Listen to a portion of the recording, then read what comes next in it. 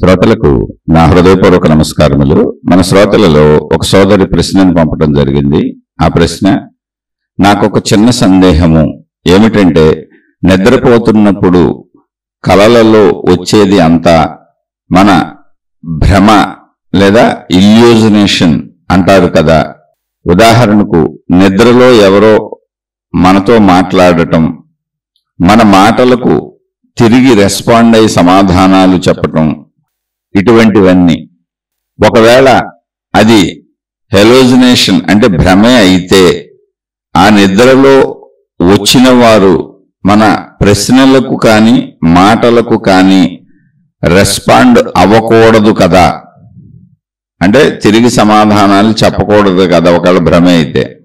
మరి అలా ఎలా రెస్పాన్స్ వస్తున్నది అంటే, ఇదంతా నిద్రలో.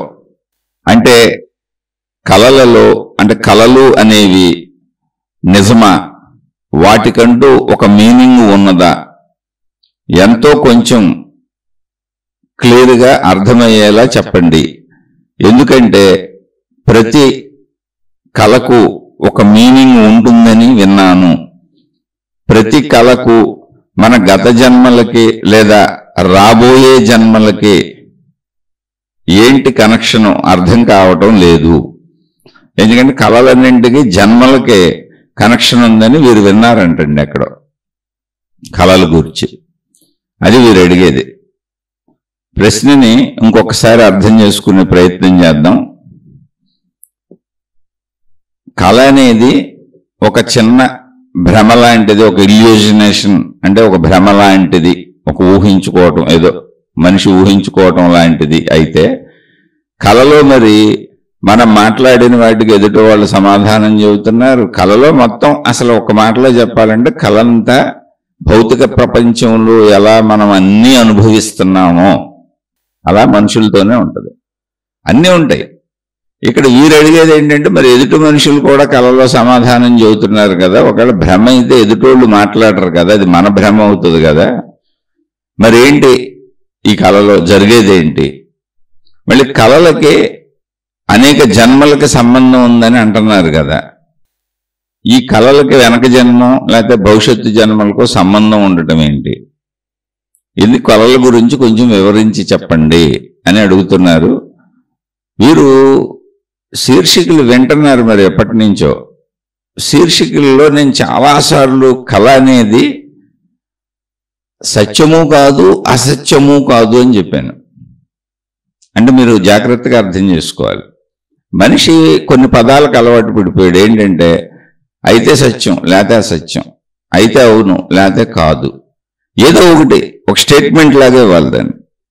కానీ దాన్ని అర్థం చేసుకోవాల్సిన స్థితిలో అర్థం చేసుకోవట్లేదు. అలా స్టేట్మెంట్లా ఇచ్చేలా మనిషి జీవితం లేదు. ఇప్పుడు శరీరపరంగా మనం నేను మనిషిని జీవిస్తున్నప్పుడు శరీరపరమైనటువంటి సత్యాలు ఇవన్నీ ప్రాపంచిక విషయాలు. ఎదురుగా చెట్టు కనపడుతుంది, దానికి ఒక పండో కాయో పువ్వో ఉంది, దాన్ని మనం కోసుకోవచ్చు, కావాలంటే తినచ్చు, అనుభవించవచ్చు, వద్దంటే వదిలేయచ్చు. ఇలా మనం ఏదైనా చేయొచ్చు జీవితంలో, అవన్నీ కనపడుతున్నాయి. అంటే ఏంటి? శరీర జీవితం నేను మాట్లాడేది.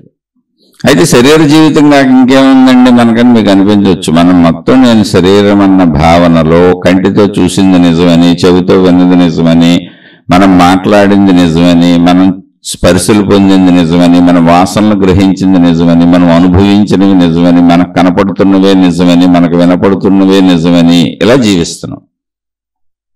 ఇది అబద్ధమా అంటే కాదు, సంపూర్ణ సత్యం. ఎవరికి? శరీరానికి మాత్రమే. ఇప్పుడు శరీరం అసలు ఎలా పనిచేస్తుంది అనే కాన్సెప్ట్ తీసుకోండి ఒకసారి. మనం అనేక శీర్షికలు చెప్పుకున్నాం, అందుకని చెబుతున్నాం. ఇప్పుడు ఇది అడిగిన సోదరు కూడా వెనక నుంచి వింటూ వస్తున్నారు. ఇప్పుడు అసలు మన శరీరం ఎలా పనిచేస్తుంది అంటే, ఎక్కడెక్కడో చదివిన పుస్తకాలు, ఎవరెవరో చెప్పినటువంటి విషయాలు, పాత నమ్మకాలు కాసేపు పక్కన పెట్టండి, పాత అభిప్రాయాలు కాసేపు పక్కన పెట్టండి. ఇప్పుడు ఒక తెల్ల కాగితంలో ఇప్పుడే ఒక పసిపిల్లోడు, ఏమీ తెలియని పసిపిల్లోడు వింటున్నట్టుగా వింటూ దాన్ని మీరు అర్థం చేసుకుంటూ నిజమా కాదా అనేది మీరే ఆలోచించుకోండి. అది జ్ఞానాన్ని అలా తెలుసుకోవాలి. ఆల్రెడీ మనకున్న అభిప్రాయాలతో కాటా పెట్టుకొని తూకం వేయకూడదు. తూకం వేస్తే ఏమవుతుందంటే తప్పు రైట్ అని ఒక ఆన్సర్ వస్తుంది అంతే. అయితే మన అభిప్రాయాలు తప్పని దీన్ని తీసుకుంటాం, లేదా ఇది తప్పని మన అభిప్రాయాలతో వెళ్ళిపోతాం. అలా కాదు, ఎప్పుడు సత్యాన్వేషణ అంతే. అన్నింటిలో సత్యం తెలుసుకునే ప్రయత్నం, తప్పు లేదు ఒప్పు లేదు. అయితే సత్యం అనేక స్థాయిలలో ఉన్నది, అది మనిషి తెలుసుకోవాల్సింది, అది జ్ఞానం. సత్యం స్థాయిలు మారిపోతున్నాయి. శరీర సత్యం వేరు. శరీర సత్యం కనపడుతున్న ప్రపంచం మొత్తం, కనపడుతున్న, వినపడుతున్న, గ్రహింపబడుతున్న, అనుభవింపబడుతున్న ప్రపంచం అంతా శరీర సత్యం. శరీర సత్యాలన్నీ పరిమితంగా ఉంటాయి, ఇలాగే ఉంటాయి, మనం అనుభవిస్తున్నట్టుగానే ఉంటాయి. కానీ అదే మనిషికి సత్యం, అందులో డౌట్ ఏం లేదు. కానీ అది శరీర సత్యము. ఓకే, ఈ పాయింట్ని ఇక్కడికి ఆపుదాం. దీన్ని ఇంకా మీరు మననం చేసుకుని అవునా కాదో చూసుకోండి, అన్ని శరీర సత్యాలే మనకి. ఓకే, ఇప్పుడు శరీరం అసలు ఎలా నడుస్తున్నది? ఇప్పుడు శరీరం నడవటం అంటే ఏంటండి అంటే ఒక ఆలోచన పుట్టొచ్చు, మీరు అడగొచ్చు, అడగాలి కూడా. అసలు నడవటం అంటే మనం విధానం, జీవించే విధానం. ఇప్పుడు ఒక రోజును తీసుకుందాం. ఉదయం మెలకువ వచ్చినది, నిద్ర నుంచి మెలకువ వచ్చినది. అసలు మెలకువ అనగా ఏమి అంటే మీరు గమనించుకోండి. ఎందుకని అది మనకు జరిగేదాకా ఎవరో చెబితే ఏంటో ఎందుకు మనం, ఎవరో దీనికి ఎందుకు చెప్పాలి? మన శరీరంలో నిత్యం జరిగేటువంటి మెలకువ కదా అది, నిత్యం నిద్రలోంచి వచ్చే మెలకువే కదా అది. ఇప్పుడు మెలకువ ఎలా వస్తున్నది, అసలు మెలకువ అంటే ఏమిటి అన్నప్పుడు మనకు తెలియకుండానే రాత్రి గాఢ నిద్రాస్థితిలోకి వెళ్ళిపోయాం. ఏంటి గాఢ నిద్రాస్థితి అంటే నేను అన్న ఎరుక కూడా నాకు లేదంటే నాకు శరీరం ఉందని. ఇప్పుడు మెలకువలో ఈ శరీరము నేను అని, శరీరమే నిజమని, కనపడుతున్న ప్రపంచం అంతా సత్యమని, ఈ శారీరక అవసరాల కోసం ఈ శారీరక బంధాలు అనుబంధాలతో ప్రపంచంలో ప్రపంచ విషయాలను దర్శిస్తూ వాటిని పొందడానికి ప్రయత్నిస్తూ సుఖదుఖములకు లోనవుతూ అదే సత్యమని శరీరపరంగా ఎలా జీవిస్తున్నామో అదంతా శరీరపరంగా సత్యమే, అందులో డౌట్ లేదు. కానీ శరీరం నిద్రపోయింది. ఇప్పుడు శరీరం లేదు అక్కడ. నిద్రలో ఇప్పుడు నేను సత్యమని భావించుకుంటున్న శరీరము లేదు, అది నిద్రస్థితి. నిద్రాస్థితిని గమనించండి. ఒకవేళ శరీరం ఉంది అని నాకు తెలుస్తుంటే నిద్ర రాదు. అలాగే ఇప్పుడు శరీరం లేదుగా అక్కడ నిద్రాస్థితి అంటే గాఢ నిద్రాస్థితిలోకి వెళ్ళిపోయాం. ఇప్పుడు మెలకువ అంటే ఏంటో చూద్దాం. మెలకువ అంటే ఏంటంటే లోపల ఎక్కడో మేలుకుంటున్న భావన, అంటే ఎరుక కలుగుతున్న భావన వచ్చింది. అంటే గాఢ నిద్రాస్థితిలో ఎరుక లేదు, అంటే నేనన్న ఎరుక లేదు, ఉనికి లేదు, ఏమీ తెలియదు, అసలు ఏమీ తెలియని ఒక స్థితి ఉంది అక్కడ. ఆ తెలియని స్థితిలోంచి మెలకువ ఎరుక అంటే ఏంటంటే తెలుస్తున్న స్థితి బయటకు వస్తుంది. దాన్ని మనం గమనించకపోవటం వల్ల హఠాత్తుగా తీసేసుకొని జీవించుకుంటూ వెళ్ళిపోతున్నాం. కానీ గమనించండి, అది చాలా నిదానంగా జరుగుతుంది. ఆ మెలకువ అంటే ఏంటంటే ఎరుక. ఎరుక అంటే ఏంటంటే తెలియని స్థితి నుంచి తెలుస్తున్న స్థితిలోకి వస్తున్నాం. తెలుస్తున్న స్థితి లోపల ఎక్కడో కొద్దిగా మొదలైంది. ముందు మెలకువ ఎక్కడో లోపల వచ్చింది, అంటే తెలుస్తున్న స్థితి ఎక్కడో లోపల పుట్టింది తెలియని స్థితిలోంచి. ఆ తెలియని స్థితి పేరు నిద్ర. తెలుస్తున్న స్థితి పుడుతుంది. ఇప్పుడు అది ముందు లోపల ఎక్కడో పుట్టింది, తర్వాత అది అలా వచ్చి శరీరాన్ని మొత్తంగా తాకి నేను, అప్పుడు ఆ పుట్టింది బలపడుతున్న గుందుకి నేను అని నాకు తెలుస్తుంది. అంటే నేను నాకు తెలియటం జరుగుతుంది. మొట్టమొదట ఆలోచనది. మొట్టమొదట ఏం జరుగుతుంది? తెలుస్తున్న స్థితి ఏమవుతుందంటే నేను నాకు తెలుస్తున్నాను. ఎలా తెలుస్తున్నాను? నేను నాకు ఎలా తెలుస్తున్నాను? ముందేమో తెలుస్తున్న స్థితి ఎక్కడో మిణుకుమంటూ లోపల ఉంది, పరిశీలించాలి, అప్పుడు కానీ దొరకదు అది. ఆ తెలుస్తున్న స్థితి అంటే కొంచెం గాఢత్వాన్ని పొందుతూ అది నేను నాకు తెలుస్తున్నాను. ఏంటా తెలుస్తున్న స్థితి అంటే నేను నాకు తెలుస్తున్నాను. అది హఠాత్తుగా వస్తున్నది కాదు, కొద్దిగా పెరుగుతుంది. తెలియటం అనేది పెరుగుతుంది, కొద్దిగా మొదలైంది. అలా బలపడిపోవటం అంటే ఏంటంటే అది వచ్చి శరీరాన్ని కలిసి సంపూర్ణ శరీరంతో కలిసిపోయి నేను ఈ శరీరము అనేటువంటి గాఢ భావన శరీరం మొత్తం వ్యాపించినప్పుడు నిద్ర మొత్తం తొలగిపోయి మెలకువలోకి వచ్చేస్తాం, ఇక నిద్ర పట్టదు. జాగ్రత్త అవస్థ, సంపూర్ణ జాగ్రత్త అవస్థ కాదు. అటు ఇటు డొల్లుతున్నాం, బద్ధకంగా డొల్లుతున్నాం, లేదు మెలకు వచ్చింది, అసలు శరీరం కదలటం లేదు. మెలకు వచ్చిందంటే లోపల ఎక్కడో వచ్చింది, శరీరాన్ని ఇంకా సంపూర్ణంగా ఆక్రమించలేదు. అంటే ఆ తెలిసే స్థితి శరీరాన్ని ఇంకా సంపూర్ణంగా ఆక్రమించలేదు. తెలియని స్థితి నుంచి తెలిసే స్థితి మెలకువ. దానికి మెలకువ అని పేరు పెట్టాం. ఆ తెలుస్తున్న స్థితి ముందు ఎక్కడో కొద్దిగా మొదలైంది, అప్పుడు శరీరం కదలదు, కానీ తెలుస్తూ ఉంటుంది మనకు. ఆ స్థితిలో అనేక కళలు కూడా సాగొచ్చు శరీరంతో సంబంధం లేకుండా. అక్కడ కళల లోకం సాగుద్ది మధ్యలో. దాని గురించి మళ్ళీ మాట్లాడదాం, ఎందుకంటే ఇక్కడ సబ్జెక్ట్ మొత్తం కళలే కాబట్టి ముందు ఇది అర్థం చేసుకొని తర్వాత కళల గురించి సంపూర్ణంగా చెప్పుకునే ప్రయత్నం చేద్దాం. ఈ స్థితులు పట్టుకుంటే మీకు ఆత్మజ్ఞానం ఈజీగా అర్థమైపోద్ది. అదేం అద్భుతమైన విషయం కాదు, మనమే. కానీ మనం శరీరం అనే ఏకస్థితిలో ఉండిపోతున్నాం, ఒకే సత్యంలో ఉండిపోతున్నాం. సత్యమేది కానీ శరీరపరమైన సత్యం మాత్రమే అది. రోజు శరీరం అసలు మనకు తెలియకుండా పోతుంది నిద్రలో, మళ్ళీ మెలకువలో శరీరం తెలుస్తుంది. ఇప్పుడు ఈ తెలుస్తున్న స్థితి శరీరాన్ని పూర్తిగా ఆక్రమించకుండా, నేను శరీరం అన్న భావన రాకుండా మధ్యలో సాగిపోతున్నప్పుడు కలలది సంపూర్ణ స్వప్నలోకంగా వెళ్ళిపోద్ది. అదే మనస్సు. మరి స్వప్నలోకం అంటే కలల లోకం పూర్తిగా శరీర లోకంలాగా ఎందుకుంది? అక్కడ మళ్ళీ నేను కూడా ఎందుకున్నాను, నా కళల్లో నేను కూడా ఉన్నాను, మొత్తం సృష్టి అంతా నాకు తెలిసిందంతా ఉంది. ఎందుకుంది అంటే అసలు మనసు అనే దాంట్లో ఈ శరీరంతో మనం గ్రహించిన ప్రాపంచిక విషయాలు మాత్రమే ఉన్నాయి. నేను నా ప్రాపంచిక విషయాలు ఉంటాయి, నేను నాది నావి నా వాళ్ళు మొత్తం కలిసి ఉంటాయి. అందుకని వాటితోనే మనసు సంచరిస్తుంది. అక్కడ యాజ్ ఇట్ ఈజ్గా మెలకువలో కూడా ఎలా జరుగుతుందో అలాగే జరుగుతుంది అక్కడ. దాన్ని మనసు అని పిలిచాం. ఇప్పుడు లోపల అలాగే సాగుతున్నప్పుడు అది స్వప్నలోకం. అందుకని శరీరం అక్కడ కదలొచ్చు, కదలకపోవచ్చు, శరీరం అలాగే ఉండొచ్చు మంచం మీద పడుకున్న స్థితిలో. స్వప్నలోకం నడుస్తూ ఉంటుంది. ఆ స్వప్నలోకంలోంచి కూడా గాఢంగా మెలకు వచ్చి ఓ స్వప్నలోకంలోకి వెళ్ళొచ్చు, వెళ్ళకపోవచ్చు, లేదా డైరెక్ట్గా శరీరంలోకి వచ్చేయచ్చు. ఆ తెలుస్తున్న స్థితి, ఆ ఎరుక స్థితి శరీరాన్ని సంపూర్ణంగా ఆక్రమించినప్పుడు పూర్ణ జాగ్రత్త అవస్థ. కొద్ది కొద్దిగా ఆక్రమిస్తున్నప్పుడు బద్ధకంగా మళ్ళీ పడుకుంటూ ఉంటారు. సంపూర్ణంగా ఆక్రమించినప్పుడు ఇంకా పడుకోవటం కుదరదు, సంపూర్ణ మెలకు వచ్చేస్తుంది, బద్ధకం కూడా ఉండదు. బద్ధకం ఉన్నంతసేపు పూర్ణ ఆక్రమణ జరగలేదు. ఏది ఆ తెలుస్తున్న స్థితి సంపూర్ణ శరీరం అంతా వ్యాపించలేదు.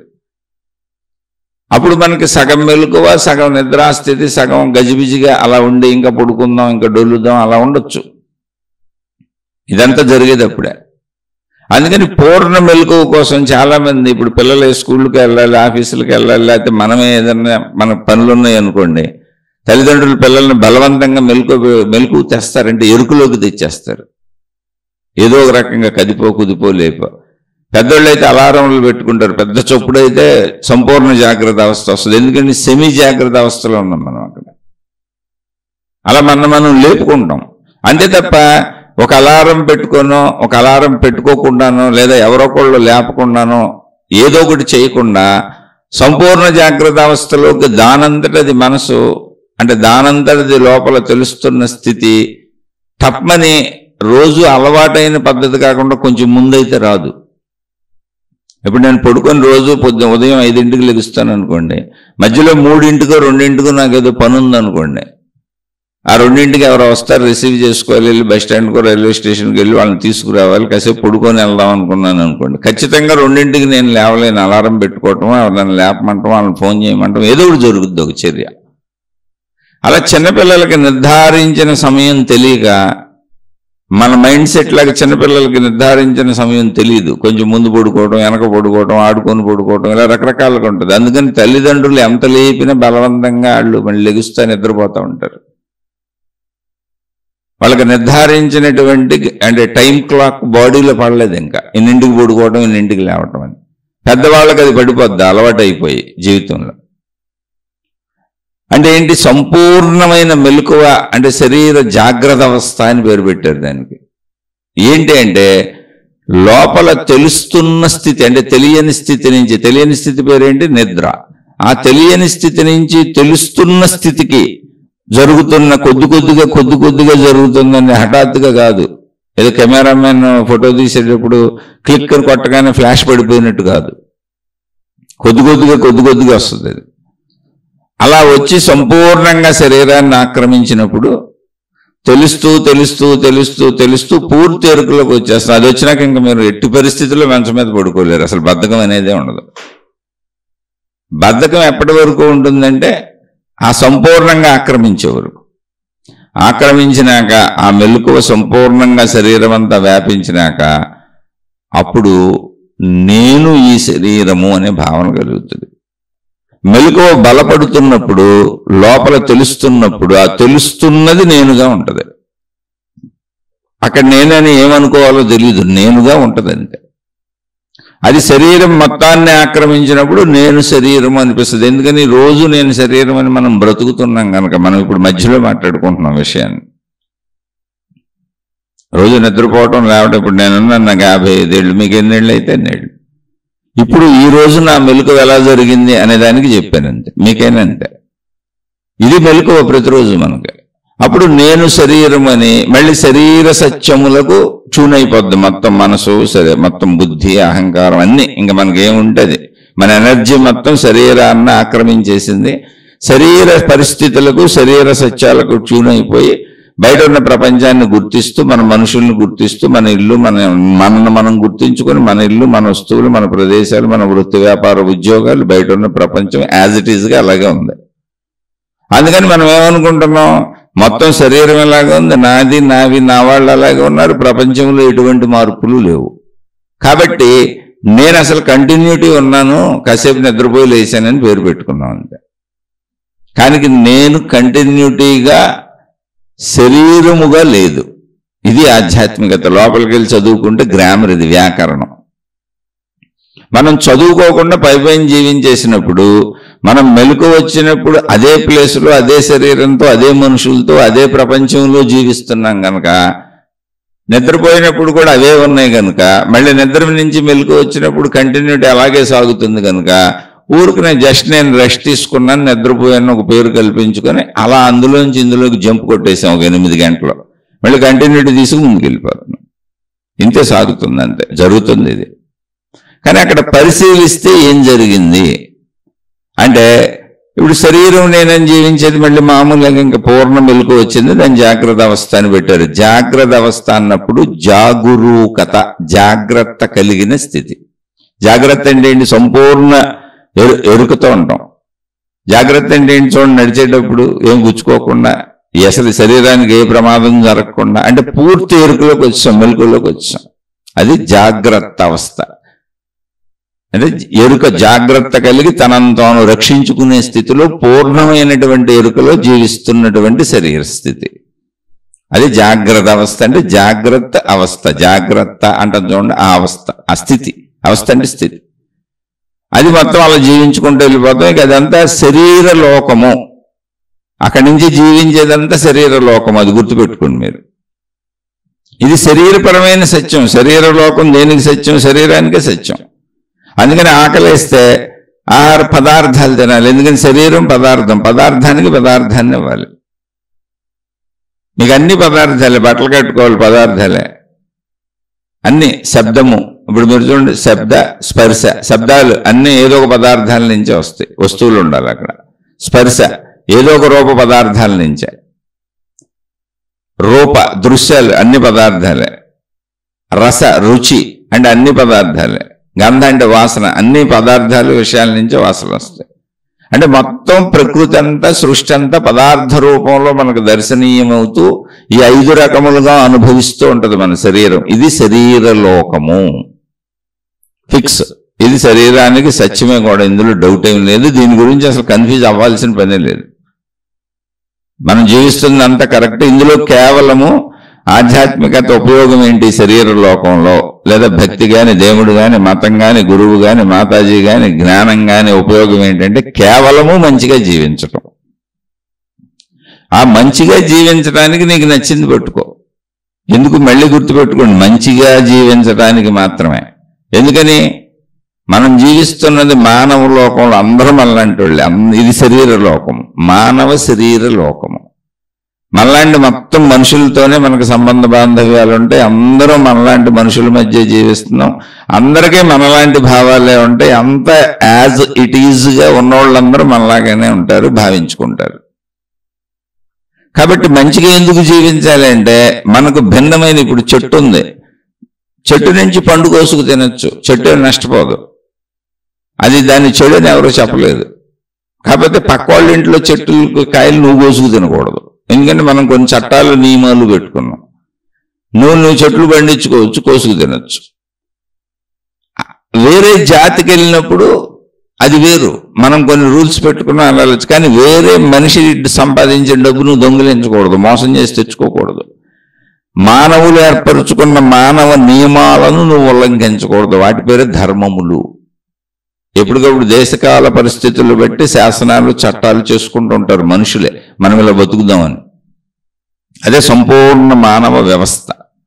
అందుకని మంచిగా బతకాలి. మంచిగా బతకటం అనేది కేవలం మనుషులతోనే.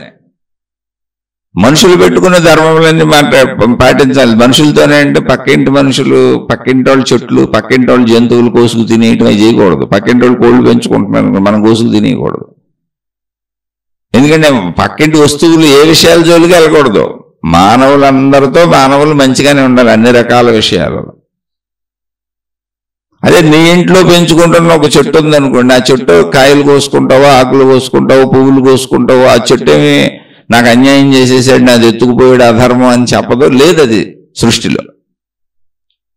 నువ్వు భూమిని తవ్వుకుంటావో, గాలిని ఇష్టం వచ్చినట్టు వాడుకుంటావో, పంచభూతాలను ఇష్టం వచ్చినట్టు వాడుకుంటావో, ఏదైనా చేసుకో, అవేమి కాదనం. ఎందుకంటే అవి ఉన్నదే ఉపయోగానికి అందరికీ. అసలు అవన్నీ ఇక్కడ ఉన్నదే అందరూ ఉపయోగాలకి. కాబట్టి నువ్వు ఉపయోగించుకోవచ్చు.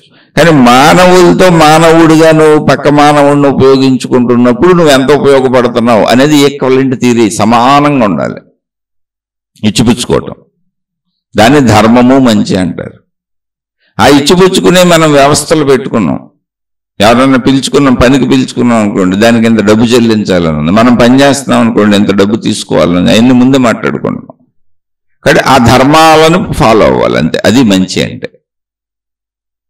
ఇది ఒక ఆధ్యాత్మికత. శరీరపరంగా నీకు ఉపయోగపడేది ఏంటి, లేదా ఒక దైవం, ఒక మతం, ఏదైనా జ్ఞానబోధలు ఏవైనా, ఎక్కడైనా ఎవరైనా నీకు ఉపయోగపడేది ఏంటి శరీరపరంగా అంటే కేవలం మంచిగా బతకటానికి. అంతే తప్ప నీ మూఢ విశ్వాసాలు, మూఢాచారాలు, మూఢ పద్ధతులు కానే కాదు. అయితే అవన్నీ ఏంటి, అక్కడ మూఢ అనే పదం తీసేస్తే ఆచారాలు, సాంప్రదాయాలు, పద్ధతులు, విధానాలు, సాధనలు, ఇవన్నీ నీకు నచ్చింది ఏదో ఒకటి పెట్టుకొని వెళ్ళు. నిన్ను మంచిగా ఉంచుకోవడానికి నువ్వు ఏ పద్ధతి ఉపయోగించుకున్నా పర్లేదు, ఏ పద్ధతి ఉపయోగించుకోకుండా మంచిగా ఉన్నా పర్లేదు. ఎందుకని ఇప్పుడు అసలు దేవుణ్ణి నమ్మని నాస్తికులు ఉన్నారు, హేతువాదులు ఉన్నారు, బోల్డ్ మంది ఉన్నారు. వాళ్ళందరూ మంచిగా బతకట్లేదేంటి? అసలు ఆధ్యాత్మికతతో సంబంధం లేకుండా మంచిగా బతుకుతున్న వాళ్ళు బోల్డ్ మంది ఉన్నారు. కాబట్టి నువ్వు పద్ధతి ఉపయోగించుకుంటావా ఉపయోగించుకోవా అనేది నీ మానసిక, శారీరక, జ్ఞానపరమైన పరిపక్వత మీద ఆధారపడి ఉంటుంది. ఉపయోగించుకున్నది ఒప్పులేదు. అయితే ఎందుకు అది ఉపయోగించుకునేదంటే కేవలం మంచిగా బతకడానికి, అంతే తప్ప ఒక మతాన్ని పెంచడానికో, ఒక దేవుణ్ణి పెంచడానికో, ఒక గురువుని పెంచడానికో, ఒక గ్రంథాన్ని పెంచడానికో, దాన్ని ప్రాచుర్యంలోకి తీసుకెళ్ళడానికో, దానివల్ల ఉపయోగం ఏంటి? ఒక్క నిమిషం ఆలోచించండి. మీరు ఎందుకు చేస్తున్నారు అసలు ఈ పనులన్నీ? ఈ గ్రంథాన్ని నమ్మండి, ఈ దేవుణ్ణి నమ్మండి, ఈ మతమే నిజం, పక్క మతాలు నిజం కాదు, అబద్ధం. అసలు ఎందుకు చేస్తున్నారు? అది మీరు వాడుకోవడానికి కదా, అది మీరు వాడుకోవడానికి కదా, అది మీరు మంచిగా ఉండటానికి కదా. ఇప్పుడు భౌగోళికంలో మనకు అనేక అవసరమైనటువంటి వస్తువులు ఉన్నాయి, ఆహార పదార్థాలు ఉన్నాయి. ఆహార పదార్థాలు కోటాను కోట్లు ఉన్నాయి.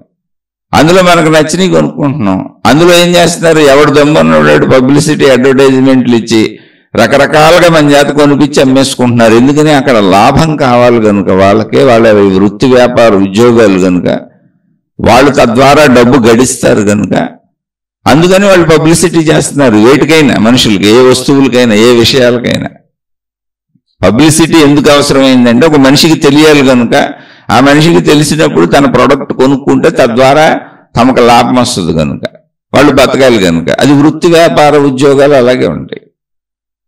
అది సమంజసం కూడా, అది మనం ఒప్పుకున్నాం. దానికి ధర్మం, చట్టాలు ఉన్నాయి. మళ్ళీ అందులో కల్తీలు మోసాలు చేసే వాళ్ళని పట్టుకుంటున్నారు, నేరస్తుల కింద పరిగణిస్తున్నారు, వాళ్ళకి శిక్షలు ఉన్నాయి, అవన్నీ ఉన్నాయి అక్కడ. మళ్ళీ అక్కడ మోసకారులు ఉంటారు, అక్కడ కూడా జాగ్రత్తగా వెళ్ళాలి. ఆ మోసాలు ఇవి అని చెప్పేవాళ్ళు కూడా ఉన్నారు, మళ్ళీ నిజాన్ని చెప్పేవాళ్ళు కూడా ఉన్నారు. ఇప్పుడు ప్రతి వస్తువులో, ప్రతి విషయంలో మోసకారులు ఉన్నారు, మోసపు అడ్వర్టైజ్మెంట్లు ప్రచారాలు చేసి ప్రజల్ని మభ్యపెట్టి దోచుకునే వాళ్ళు ఉన్నారు. వీళ్ళు ఇలా దోచుకుంటున్నారు, ఇవన్నీ తప్పులని చెప్పేవాళ్ళు ఉన్నారు. వాళ్ళ జోలికి వెళ్ళకుండా, వస్తువులు కొనకుండా, ఇవన్నీ తప్పుడు వస్తువులు, కల్తీ వస్తువులు, ఇదిగో ఇలా నిజాయితీ ఎలా ఉంటుంది, సత్యం ఎలా ఉంటుంది, ధర్మం ఎలా ఉంటుంది అని చెప్పే వ్యవస్థలు మనమే పెట్టుకున్నాం. అవి కాక చట్టాలు పెట్టుకున్నాం. ఇటువంటి మోసపూరితమైనటువంటి విధానాలలో అందరినీ పట్టుకోవడానికి అనేక రకాల నిఘా విభాగాలు మనుషులే నిర్మించుకున్నారు. కాబట్టి ఇక్కడ మానవ జీవితంలో వస్తు ప్రచారాలు, విషయ ప్రచారాలు, మానవుడికి అవసరమైన ప్రచారాలు చేయటం తప్పులేదు. ఒక మత ప్రచారం, ఒక దైవ ప్రచారం ఎందుకు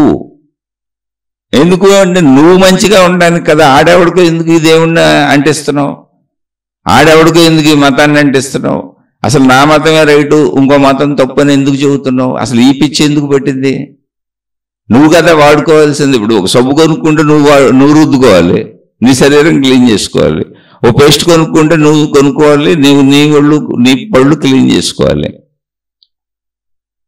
నా మతపు దేవుడే కరెక్ట్ అని అసలు కనపడనటువంటి సబ్బు పేస్ట్ అయినా కనపడుతుంది, కనపడనటువంటి ఒక దేవుణ్ణి ఎందుకు బలవంతంగా ప్రజల మీద రుద్దాలని ప్రయత్నిస్తున్నారు అంటే, అక్కడ మీరు తెలివిగా జాగ్రత్తగా ఆలోచించగలిగితే డబ్బు వస్తున్నది. అంటే వృత్తి వ్యాపార ఉద్యోగాలు ఎలా పెట్టుకున్నామో మనం, అలా కేవలం ప్రజల మీద బతికేద్దామని పెట్టుకున్నారు కొంతమంది. అది దానికి మతాన్ని, నిరంతరం మతాన్ని ఉంచుకోవాలి. ఆ మతానికి దేవుడు ఉంటాడు. దాన్ని ఎంత ప్రచారం చేస్తూ ఉంటే, అంత ప్రజాబాహుళ్యంలోకి తీసుకెళ్తూ ఉంటే అంత డబ్బు వస్తుంది, అంత వనరులు వస్తాయి, అంత కీర్తి ప్రతిష్టలు వస్తాయి, అంత పేరు వస్తుంది. ఇంకా అసలు ఆ దేవుడి ప్లేస్లో నేనే కూర్చోవచ్చు వెళ్ళిపోయి, ఇంకా తెలివి ఉంటే. వాళ్ళ తెలివిని పెట్టింది. చాలా మంది చూడండి దేవుళ్ళు అయిపోయారు, దేవుళ్ళుగా వాళ్ళే కూర్చుంటున్నారు ఇలా ప్లేస్లో. ఎందుకని అక్కడ దేవుడు దేవత కనపడేవాళ్ళు లేరుగా, మానవ నిర్మిత దేవుళ్ళు దేవతలుగా. అందుకని ఆ దేవుళ్ళు దేవతల పేరు మీద మానవులు ఇప్పుడు గురువులో, మహాత్ములో, దేవుళ్ళో దేవతలు అయిపోతున్నారు. ఎందుకంటే దేవుడు మాట్లాడరు, దేవత మాట్లాడరు, ఎవరు లేరు, ఎక్కడ కనపడరు ఏ మతంలో అయినా. వాళ్ళ తరపున వీళ్ళు మాట్లాడేస్తున్నారు. మాట్లాడేసి ప్రజల నుంచి ధనాన్ని పొందుతున్నారు, కీర్తి ప్రతిష్టలు పొందుతున్నారు, సకల సుఖములు భోగములు పొందుతున్నారు. పైగా దేవుళ్ళు అయిపోయి కూడా కూర్చుంటున్నారు. అందువలన వ్యవస్థనే ఎవరు తీరు, వ్యవస్థలో నడుస్తూనే ఉంటుంది, దాన్ని బలపరుచుకెళ్తూనే ఉంటారు. ఎందుకని కోటాను కోట్ల మంది ఉన్నారు, అందులో ఒకళ్ళిద్దరు కాదు. అయితే ఆ వ్యవస్థలో నిలబడడానికి కారణం ఏంటి? బోల్సార్లు ఆలోచించమన్నా, ప్రజలు ఇచ్చే డబ్బులు అంతే. మీరు డబ్బులు ఇవ్వటం ఒక్క నిమిషం మీరు ఆలోచించండి, ఇవ్వద్దని నేను అసలు చెప్పట్లా. ప్రజలందరూ డబ్బులు ఇవ్వటం మానేస్తే, ప్రజలందరూ వెళ్ళి సేవలు చేయటం మానేస్తే అసలు ఎక్కడైనా ప్రపంచంలో ఒక్క మతం అన్నా నిలబడుద్దా?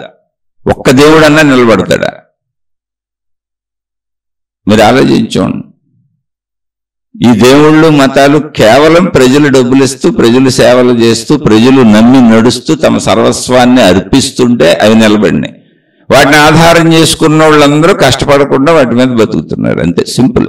మీరు నమ్మినా నమ్మకపోయినా ఇది వాస్తవ సత్యం. మీకు ఇష్టమైనా లేకపోయినా, బాధగా ఉన్నా దుఃఖంగా ఉన్నా, ఇది సత్యము సత్యము సత్యము. అలా నేను దాన్ని కించపరచట్లా, దాని గురించి చెబుతున్నా. నేను అదే మార్గాల్లో వచ్చా. ఇప్పుడు నేను చెప్పే మాటలు కూడా ఆ దైవీపరమైన మాటలే. నేను చెప్పే మాటలు కూడా అయ్యాగా. నేనేమన్నా ఆకాశం నుంచి ఊడిపడ్డానా? ఎంతోమంది మహాత్ములు చెప్పినాయే. నేను ఎవరిని కించపరచట్లా. అది నువ్వు మంచిగా మారటానికి అయినప్పుడు నువ్వు ఉపయోగించుకోకుండా దాన్ని ప్రపంచమంతా తిరిగి ప్రపంచానికి అందిస్తానని ఎందుకు వెళ్తున్నారో నాకు అర్థం కాదు అసలు. మిగిలిన అన్ని చూడండి, ప్రపంచంలో వృత్తి వ్యాపార ఉద్యోగాల ద్వారా ధనం సంపాదించుకుని ఎన్ని రకాల వస్తువులు విషయాలున్నా అన్ని మనం అనుభవిస్తాం. ఎవరికి ఇవ్వం అయ్యి, ప్రపంచంలో అందరికీ ఇవ్వం. మీరు ఈ సబ్బులు కొనుక్కోండి, ఈ పేస్టులు కొనుక్కోండి అని ప్రచారం చేసి, ఈ సబ్బుకు నా జీవితం అంకితం, ఈ పేస్టుకు నా జీవితం అంకితం అని వెళ్తారు ఎవరు? వాటి మీద బతికేవాళ్ళు, ఆ సేల్స్ రిప్రజెంటేటివ్లు. ఇప్పుడు మెడికల్ మందులకి సేల్స్ రిప్రజెంటేటివ్లు ఉంటారు, వీటన్నిటికీ సేల్స్ రిప్రజెంటేటివ్లు ఉంటారు. వాళ్ళు తిరుగుతూ ఉంటారు. ఎందుకనేది వృత్తి వ్యాపార ఉద్యోగాలు. అలాగే ఇప్పుడు మతాన్ని నమ్మేవాళ్ళు, దేవుణ్ణి నమ్మేవాళ్ళు నమ్ముతున్న వాళ్ళు కాదు, అమ్ముతున్న వాళ్ళు, ఎవరో డబ్బులు తీసుకునేవాళ్ళు అందరూ. డబ్బుతో సంబంధం లేకుండా నిలబడినటువంటి ఏ వ్యక్తి అయినా మతపరంగా కానీ దైవపరంగా కానీ డబ్బు కానీ నీ సేవలు కానీ వాడుకోకుండా ఎక్కడ ఏ మతపరంగానైనా ఆ దేవుడి గురించి నీకు మంచి చెప్పేవాళ్ళు, మళ్ళీ దేవుణ్ణి నమ్మించేవాళ్ళు కాదు, మతాన్ని నమ్మించేవాళ్ళు కాదు, దీన్నే అనుసరించమని నీ చేతిలో గ్రంథం పెట్టేవాళ్ళు కాదు. వాళ్ళు డబ్బులు తీసుకునే వాళ్ళు అయినా సరే వాళ్ళు హానికారకులు నీకు. ఎందుకంటే నీలో మూర్ఖతను పెంచుతారు. ఎందుకని మతం పేరు మీద మనుషులు విడిపోకూడదు, దేవుడి పేరు మీద మనుషులు విడిపోకూడదు, మనందరం కలిసి ఉండాలి. మన మానవ లోకము మానవ జాతి, మన మానవ జాతిలో మానవుల మధ్య మాత్రమే బతకగలరు. సృష్టిలో ఇంకెక్కడ బతకడం కుదరదు. మనుషుల సహాయం లేకుండా ఏ మనిషి బతకలేడు, కుదరదు. మరి మనం ఇప్పుడు మతాల పేరుతో దేవుళ్ళ పేరుతో విడిపోతే మనకెంత హాని చేసుకుంటున్నాం? విడిపోకూడదు, విజ్ఞానం పెంచుకోవాలి. అవి విజ్ఞానం పెంచుకోవడానికి అనేక రకాల చదువులు, కోర్సులు, భౌతికంలో అనేక రకాల స్కూల్స్, అనేక రకాలైనటువంటి విజ్ఞానాన్ని పెంచుకునే విధానాలు ఎలా ఉన్నాయో అలాగే ఈ ఆధ్యాత్మికతలో అనేక మార్గాలు ఉన్నాయి. అంతే, దాన్ని బొట్టుకు ఏలాడుకో, దాన్ని బలపరచాలని చూడకు, దాని ద్వారా నువ్వు బలపడు, జ్ఞానాన్ని పెంచుకో, మంచిని పెంచుకో, అంతే. కేవలం అంటే శరీరపరంగా మీకు ఇప్పుడు ఈ మాటలైనా అలా ఉపయోగపడతాయి, నేను చెప్పే మాటలైనా అంటే మీలో మంచి పెరగాలి అలా శరీరపరంగా. అందుకని ఇప్పుడు ఎవరిని నమ్మాలి ఇక్కడ అంటే సింపుల్ రూల్, డబ్బుతో సంబంధం లేకుండా, నీ సేవలతో సంబంధం లేకుండా, వాళ్ళు కీర్తి ప్రతిష్టలు పొందకుండా, వాళ్ళని ప్రచారం చేసుకోకుండా, వాళ్ళు దేవుళ్ళు అయిపోకుండా ఎవరున్నారో వాళ్ళని నమ్మితే సరిపోద్ది. సింపుల్. అంటే ఏంటి, నీకు కదా కావాలి, సింపుల్ అంతే. ఇప్పుడు మనకు భౌతిక విద్య కావాలి, దాన్ని కొనుక్కుంటున్నాం మనం. అక్కడ మాస్టర్లు జీతాలకు పనిచేస్తున్నారు, స్కూల్లో ఫీజులు కట్టించుకుంటున్నారు, కొనుక్కోవటమే దందా.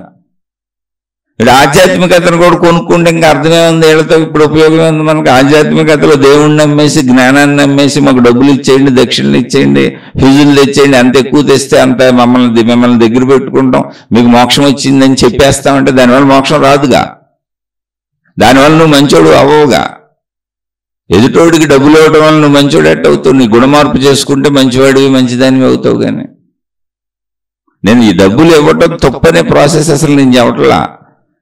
డబ్బు ఇవ్వటం ఆపేసిన రోజున మతం మిగులుద్దా, దేవుడు మిగులుతాడో మీరు ప్రశ్నించుకోండి. అంటే ఇప్పుడు డబ్బు గొప్పదా, దేవుడు మతం గొప్పదా? నేను కించిపరచటలా, విజ్ఞానంగా ఆలోచించమని చెబుతున్నాను. నేను అదే మార్గంలో వచ్చానని చెబుతున్నా. అంటే మీరు దేనికి ప్రాముఖ్యత ఇవ్వాలి అనేది మీ బ్రెయిన్లో తెలుసుకోండి. మీరు ఏం చేసినా మీరు దాని నుంచి మంచిని పొందాలి, అంతే తప్ప ఆ మతాన్ని అంటించుకుంటే మూఢత్వం, ఆ దేవుణ్ణి అంటించుకుంటే మూర్ఖత్వం. ఆ దేవుడి ద్వారా, మతం ద్వారా వాళ్ళ మీద గౌరవం చూపించు, చక్కగా ఉండు, కానీ నువ్వు మంచిని పొందాలి. అంతకంటే ఎక్కువ మంచివాడివి, మంచిదానివి అవ్వాలి. నువ్వు ఉపయోగించుకోది, నీ కుటుంబం ఉపయోగించుకోండి, అదొక విజ్ఞానం. భౌతిక చదువులు ఎలాంటిది, ఇది కూడా ఒక చదువు. భౌతిక చదువులు కొనుక్కోవాలి, ఇక్కడ చదువు కొనుక్కోకూడదు. అసలు ఇక్కడ చదువుకి మూల్యం చెల్లించకూడదు, ఏ మూల్యం ఇవ్వకూడదు, సేవ ఇవ్వకూడదు, డబ్బులు ఇవ్వకూడదు. ఎందుకనంటే ఇది నీలో జరిగే మార్పు, బయట వాళ్ళు నీకు ఇచ్చేది కాదు. అక్కడ భౌతిక స్కూల్స్లో బయట వాళ్ళు తన విజ్ఞానాన్ని నీకు అందించి, ఆ విజ్ఞానం ద్వారా నీలో విజ్ఞానం పెంచి, నువ్వు వృత్తి వ్యాపార ఉద్యోగాల ద్వారా డబ్బు సంపాదించుకోవడానికి అవసరమైనటువంటి జ్ఞానాన్ని పెంచుతున్నారు. అది తప్పదు, అందరం వెళ్ళి చదువుకోవాలి, వాళ్ళు బతకాలి, మనం బతకాలి. ఇప్పుడు ఇక్కడ అసలు ఎవరేం చదువుతున్నారు, అది నిజమాబద్ధమో కూడా తెలియదు. కేవలం నువ్వు మంచివాడివి, మంచిదానివై నీలో గుణమార్పు జరగాలి అంతే. నువ్వు మంచిగా బతకాలంటే అదే మతమైన పర్లే, ఏ దేవుడైనా పర్లే. అప్పుడు నిన్ను మంచిగా మార్చాలనుకున్న వాళ్ళు నీ డబ్బుని ఎందుకు ఆశిస్తారు? నిన్ను మంచిగా మార్చాలని నిజాయితీతో వచ్చారనుకోండి, అసలు నీతో పని ఏంటి? నీతో ఏ పని ఉండదు, నువ్వెవరో చూడాల్సిన అవసరం కూడా లేదు, నీకు మంచి చెబితే చాలు. ఇప్పుడు ప్రజలు బాగుండాలి అందరూ అనుకుని ఎవరో వచ్చారు, మంచోళ్ళు ఉంటారుగా. మంచోళ్ళు చాలా మంది ఉంటారు ప్రపంచంలో, అనాథాశ్రమాలు, వృద్ధాశ్రమాలు, భౌతికంలో ఎన్నో మంచి పనులు చేస్తున్న మంచోళ్ళు బోల్డ్ మంది ఉన్నారు. అలాగే ఇక్కడ కూడా ఇది మంచి చెబుదాం, పాపం వాళ్ళు మారుతారు, వాళ్ళకి తెలియట్లేదని రావచ్చు చాలా మంది. అప్పుడు మనుషులతో పని ఏంటి? వాళ్ళకి ప్రత్యేకమైన మనిషితో పని ఉండదు, మంచిగా ఉండండి అని చెబుతారు. డబ్బుతో అసలు పని ఉండదు. నీకు మంచి నేర్పేవాడు నీ దగ్గర డబ్బు తీసుకొని చెబితే ఇంకా మంచి అట్ట నేర్పగలడు, నీ డబ్బు మీదే ఆధారపడతాడు. స్త్రీలైనా పురుషులైనా ఏ మతమైనా ఎక్కడైనా నీ డబ్బు మీద ఆధారపడి, నీ సేవల మీద ఆధారపడిన వాళ్ళు నీకు మంచి అలా చేయగలరు. It's a common point. అందుకని నేను డబ్బులే వద్దు ఇవన్నీ నేను చెప్పడంలో ఒక వ్యవస్థ నడిచి వెళ్ళిపోతుంది. నువ్వు మంచిగా మారుతున్నావా లేదా గమనించు. అది అన్నిటికంటే ఎక్కువ చేయాల్సిందేంటి? ఆ దేవుణ్ణి ఆరాధిస్తావో, పూజిస్తావో, అర్చిస్తావో, అనుసరిస్తావో నీ ఇష్టం. ఆ గురువుని ఎలా ఆచరిస్తావో, ఆరాధిస్తావో నీ ఇష్టం. ఆ జ్ఞాన గ్రంథాన్ని ఏం చేస్తావో నీ ఇష్టం. ఆ మతాన్ని ఏం చేసుకుంటావో నీ ఇష్టం. కానీ వీటన్నిటికంటే ఎక్కువగా జరగవలసింది నీలో మంచితనము. చెడిపోయి మంచి పెరుగుతూ ఉండాలి. అది అందుకు అవన్నీ ఉపయోగపడాలి. అంటే శరీరపరంగా, ఆధ్యాత్మికం కానీ, ఆత్మజ్ఞానం కానీ, మతం కానీ, దేవుడు కానీ, గురువు కానీ ఎక్కడ ఏదైనా నీకు ఎలా ఉపయోగపడాలి, ఉపయోగపడుతుంది అంటే కేవలం నిన్ను మంచిగా మార్చడానికి, నీలో గుణమార్పు రావాలి. ఇది శరీరపర సత్యం. మిగిలినంతా శరీరపర లోకం, అదంతా సత్యమే. ఇప్పుడు అసలు మెలకువ అన్నప్పుడు మనం ఈ శరీరాన్ని నడిపేది ఏంటి? మెలకువ ఎక్కడొచ్చింది? లోపల వచ్చింది. అది వచ్చి శరీరాన్ని తాకి శరీరము నేను అనిపించింది. శరీరాన్ని తాకకుండా లోపల పుట్టిన ఆ నేనేంటి అంటే ఆ తెలుస్తున్నది ఏంటి? గాఢ నిద్రాస్థితిలోంచి దాన్ని మనస్సు అన్నాం. అది మెలకువలోనూ మనసు మనకు తెలుస్తుంది, నిద్రలోనూ. స్వప్నావస్థ అంతా మనసే. అంటే నిద్రపోయే ముందు, మనం పడుకోగానే గాఢ నిద్రలోకి వెళ్లే ముందు స్వప్నావస్థ వస్తుంది. అలాగే మెలకువ వచ్చే ముందు, పూర్తిగా శరీరంతో శరీరం నేనన్న భావన మెలకువ వచ్చే ముందు స్వప్నావస్థ వస్తుంది. ఈ రెండు స్వప్నావస్థలు ఏంటి అంటే మానసిక లోకము. నాకు మనసు అని ఇంకో లోకం ఉంది. శరీరపర సత్యము, శరీర లోకము చూసాం, అయిపోయింది. ఇప్పుడు అసలు ఈ శరీర లోకంలో నేను శరీరం అన్న భావన ఎక్కడి నుంచి వస్తుంది? నేను శరీరము, నా పేరు ఇది, నా ఇల్లు ఇది, నా ఊరు ఇది, నా భార్య ఇల్లు, నా భర్త ఇల్లు. ఊరిని అలా కూర్చోండి సోఫాలో. ఎన్ని ఆలోచనలు పడుతున్నాయి నా అవన్నీ గుర్తించడానికి ఒకసారి గమనించండి. మీరేం చేయొద్దు అలా కూర్చొని. ఇప్పుడు ఇన్ని లోపల గుర్తు ఎక్కడి నుంచి వస్తున్నాయి? ఇన్ని ఆలోచనలు, ఇన్ని జ్ఞాపకాలు, ఇన్ని నా లోపల ఉన్నాయి. ఇది చేద్దాం, ఇది చేయొద్దు, ఇది తిందాం, ఇది తినొద్దు, ఇలా ఉందాం, ఇలా ఉండొద్దు. ఈ మొత్తం లోపల వీళ్ళంతా నా వాళ్ళు, వీళ్ళు నా వాళ్ళు కాదు, ఇది ఇష్టం, అది అయిష్టం, మొత్తం ఏదైనా మంచి చెడులకు సంబంధించిన లక్షల లక్షల విషయాలు లోపల జ్ఞాపకాలుగా వస్తున్నాయి నాకు. అవన్నీ ఏంటి? చూడండి ఒకసారి. శరీరాన్ని కదపకుండా అలా కూర్చొని గమనించండి. అదే మనసు, అంతే, ఇంకేం లేదు. శరీరాన్ని కదపట్లేదు, ఇప్పుడు లోపల జరుగుతుంది తతంగం అంతా. అదే మనసు. ఆలోచనల సమూహము, జ్ఞాపకముల సమూహము మనసు. ఇప్పుడు ఒక్క నిమిషం జాగ్రత్తగా ఆలోచించండి. ఆ మనసులో నేను ఈ శరీరము అని, ఈ శరీర సంబంధిత ఆలోచన పుట్టకపోతే అసలు నేను ఈ శరీరాన్ని గుర్తించగలనా ఇది నా శరీరం అని? ఈవిడ నా భార్య అని మనసులో లోపల పాత మెమరీ చెప్పకపోతే ఈవిడ నా భార్య అని గుర్తించగలనా? నన్ను గాని, నా వాళ్ళను గాని, నాకు సంబంధించిన వాటిని గాని లోపల అది గుర్తించకపోతే నేను శరీరంతో బయట గుర్తించగలనా అంటే లేదు. మొత్తం లోపలది చెబితేనే శరీరం కదులుద్ది. ఆ లోపలదేంటి? మొత్తం ఆలోచనలు ఎన్నున్నాయో అన్ని కలిపితే, జ్ఞాపకాలు ఎన్నున్నాయో అన్ని కలిపితే, భావాలు ఎన్నున్నాయో అన్ని కలిపితే మనసు. ఒక్కొక్కటైతే భావము, ఆలోచన, జ్ఞాపకము. అంటే ఇప్పుడు అది నువ్వు అంటే నేను ఈ శరీరం అని చెప్పకపోతే ఈ శరీరం నేనని నాకు తెలియదు. లోపలది నా పేరు ఇదని గుర్తు చేయకపోతే నాకు తెలియదు. అంటే ఆ గుర్తు చేయటం అంటే ఆలోచన పుట్టకపోతే. అలా లోపల ఆలోచనలు పుడుతుంటే నేను అన్నింటినీ శరీరంతో గుర్తించి శరీరంతో జీవిస్తున్నా. అంటే శరీరం కదలాలంటే లోపలది కదపాలి.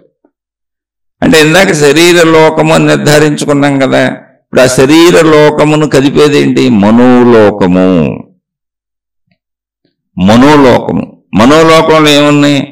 మొత్తం ఆలోచనలు ఉన్నాయి. వాటిని భావాలు అనొచ్చు, జ్ఞాపకాలు అనొచ్చు. ఓకే, ఇది మనోలోకం. అసలు ఇవన్నీ మనోలోకములోకి ఎలా వచ్చినాయి? ఈ ఆలోచనలు, భావాలు, జ్ఞాపకాలు ఎలా వచ్చినాయి అంటే శరీరముతో మనం ప్రపంచం నుంచి గ్రహించినవి, కంటి ద్వారా చూసినవి, చెవి ద్వారా విన్నవి, ముక్కు ద్వారా వాసన చూసినవి, నాలుక ద్వారా రుచి చూసినవి, గొంతుతో మాట్లాడి ఇతరులతో ఏర్పరచుకున్న సంబంధ బాంధవ్యాలు మాటల రూపంలో, స్పర్శల రూపంలో, ఇలా ప్రపంచం నుంచి గ్రహించినటువంటి కోటాను కోట్ల విషయములు లోపల ప్రాణశక్తిలో కలిసి ప్రాణశక్తితో కలవటం వలన సజీవమై కూర్చున్నాయి. అందుకని గుర్తుకున్నాయి. లేకపోతే గుర్తుండేది కదా, చచ్చిపోయాయి. వాటిని బతికించేది లోపల ఉంది, ప్రాణశక్తి. ప్రాణశక్తితో కలవటం వల్ల వాటికి కూడా సజీవత్వం వచ్చేసింది, అనుభవించేసిన తర్వాత కూడా. అందుకని అన్నీ గుర్తున్నాయి, నా శరీరంతో సహా, నేను నా పేరుతో సహా, నేను, నాది, నావి, నా వాళ్ళు, మొత్తం ప్రపంచంలో నేను గ్రహించినవన్నీ గుర్తున్నాయి కనుక హాయిగా శరీరంతో జీవించడానికి కుదురుతుంది. ఎందుకని అది గుర్తు చేస్తుంది. మనం బయటకు వెళ్ళాలనుకోండి, ఇది నా వాహనం, దీన్ని ఇలా స్టార్ట్ చేయాలి, ఇలా డ్రైవ్ చేయాలి, ఇది రోడ్డు మీద ఇలా వెళ్ళాలి, మనం వెళ్ళాల్సిన రూట్ ఇది, రోడ్డు మీద ట్రాఫిక్ వస్తుంది, ఇలా తప్పుకోవాలి, ఇలా బ్రేక్ వేయాలి, ఇలా స్పీడ్ పెంచాలి, ఇలా స్పీడ్ తగ్గించాలి, అన్ని లోపలది గుర్తు చేస్తేనే శరీరం చేయగలదు. అయితే శరీరం చెయ్యలేదు. ఫస్ట్ ఏం చెప్పుకున్నాం, శరీర లోకం ఇది అని. అది శరీర లోకపు సత్యాలన్నాం కదా. శరీర లోకాన్ని మొత్తం నడిపించేది ఏంటి? ఇప్పుడు జాగ్రత్తగా అర్థం చేసుకుంటే మనోలోకము. మనలో మనోలోకం ఒకటి ఉంది, అది గమనించాలి. ఇప్పుడు మళ్ళీ ఇంకోసారి కావాలంటే మీరు ప్రశాంతంగా కూర్చుండిపోండి, మీ ఇష్టమే, కుర్చీలోనో సోఫాలోనో చక్కగా కళ్ళు మూసి కూర్చోండి. ఇప్పుడే ఇది వింటూనే ఏమీ చేయకుండా మీ లోపల గమనించుకోండి. అనేక ఆలోచనలు, నేను ఈ శరీరం అని చెబుతుంది, నా పేరు చెబుతుంది, మొత్తం నా వాళ్ళందరూ చెబుతుంది, నా ఆస్తిపాస్తులు చెప్పుద్ది, నా సంపదలు చెప్పుద్ది, నా వృత్తి వ్యాపారాలు చెప్పుద్ది, నాకు తెలిసినవన్నీ లోపల చెబుతానే ఉంటుంది. ఒక్కొక్కటిగా ఆలోచన వస్తూ ఉంటుంది, భావం వస్తూ ఉంటుంది. ఇవన్నీ లోపలికి ఎట్టొచ్చినాయి అంటే ఇందాక చెప్పుకున్నాగా, శరీరంతో బయట నుంచి గ్రహించినవన్నీ లోపల వచ్చి ప్రాణశక్తితో కలిసి అవి ప్రాణం కలిగినట్టుగా, అంటే సజీవమై గుర్తులుగా ఉండిపోయినాయి. అవి చచ్చిపోయినాయి కాదు, సజీవాలు అవి. అందుకని మళ్ళీ మనం తిరిగి బ్రతకడానికి అవసరంగా అవన్నీ గుర్తొస్తున్నాయి. లోపల ఉన్నాయిగా, ఒకటి తర్వాత ఒకటి గుర్తొస్తుంది. అది కూడా ఎందుకు గుర్తొస్తుంది అంటే మనం కంటిన్యూటీ జీవించడానికి అవి అవసరం.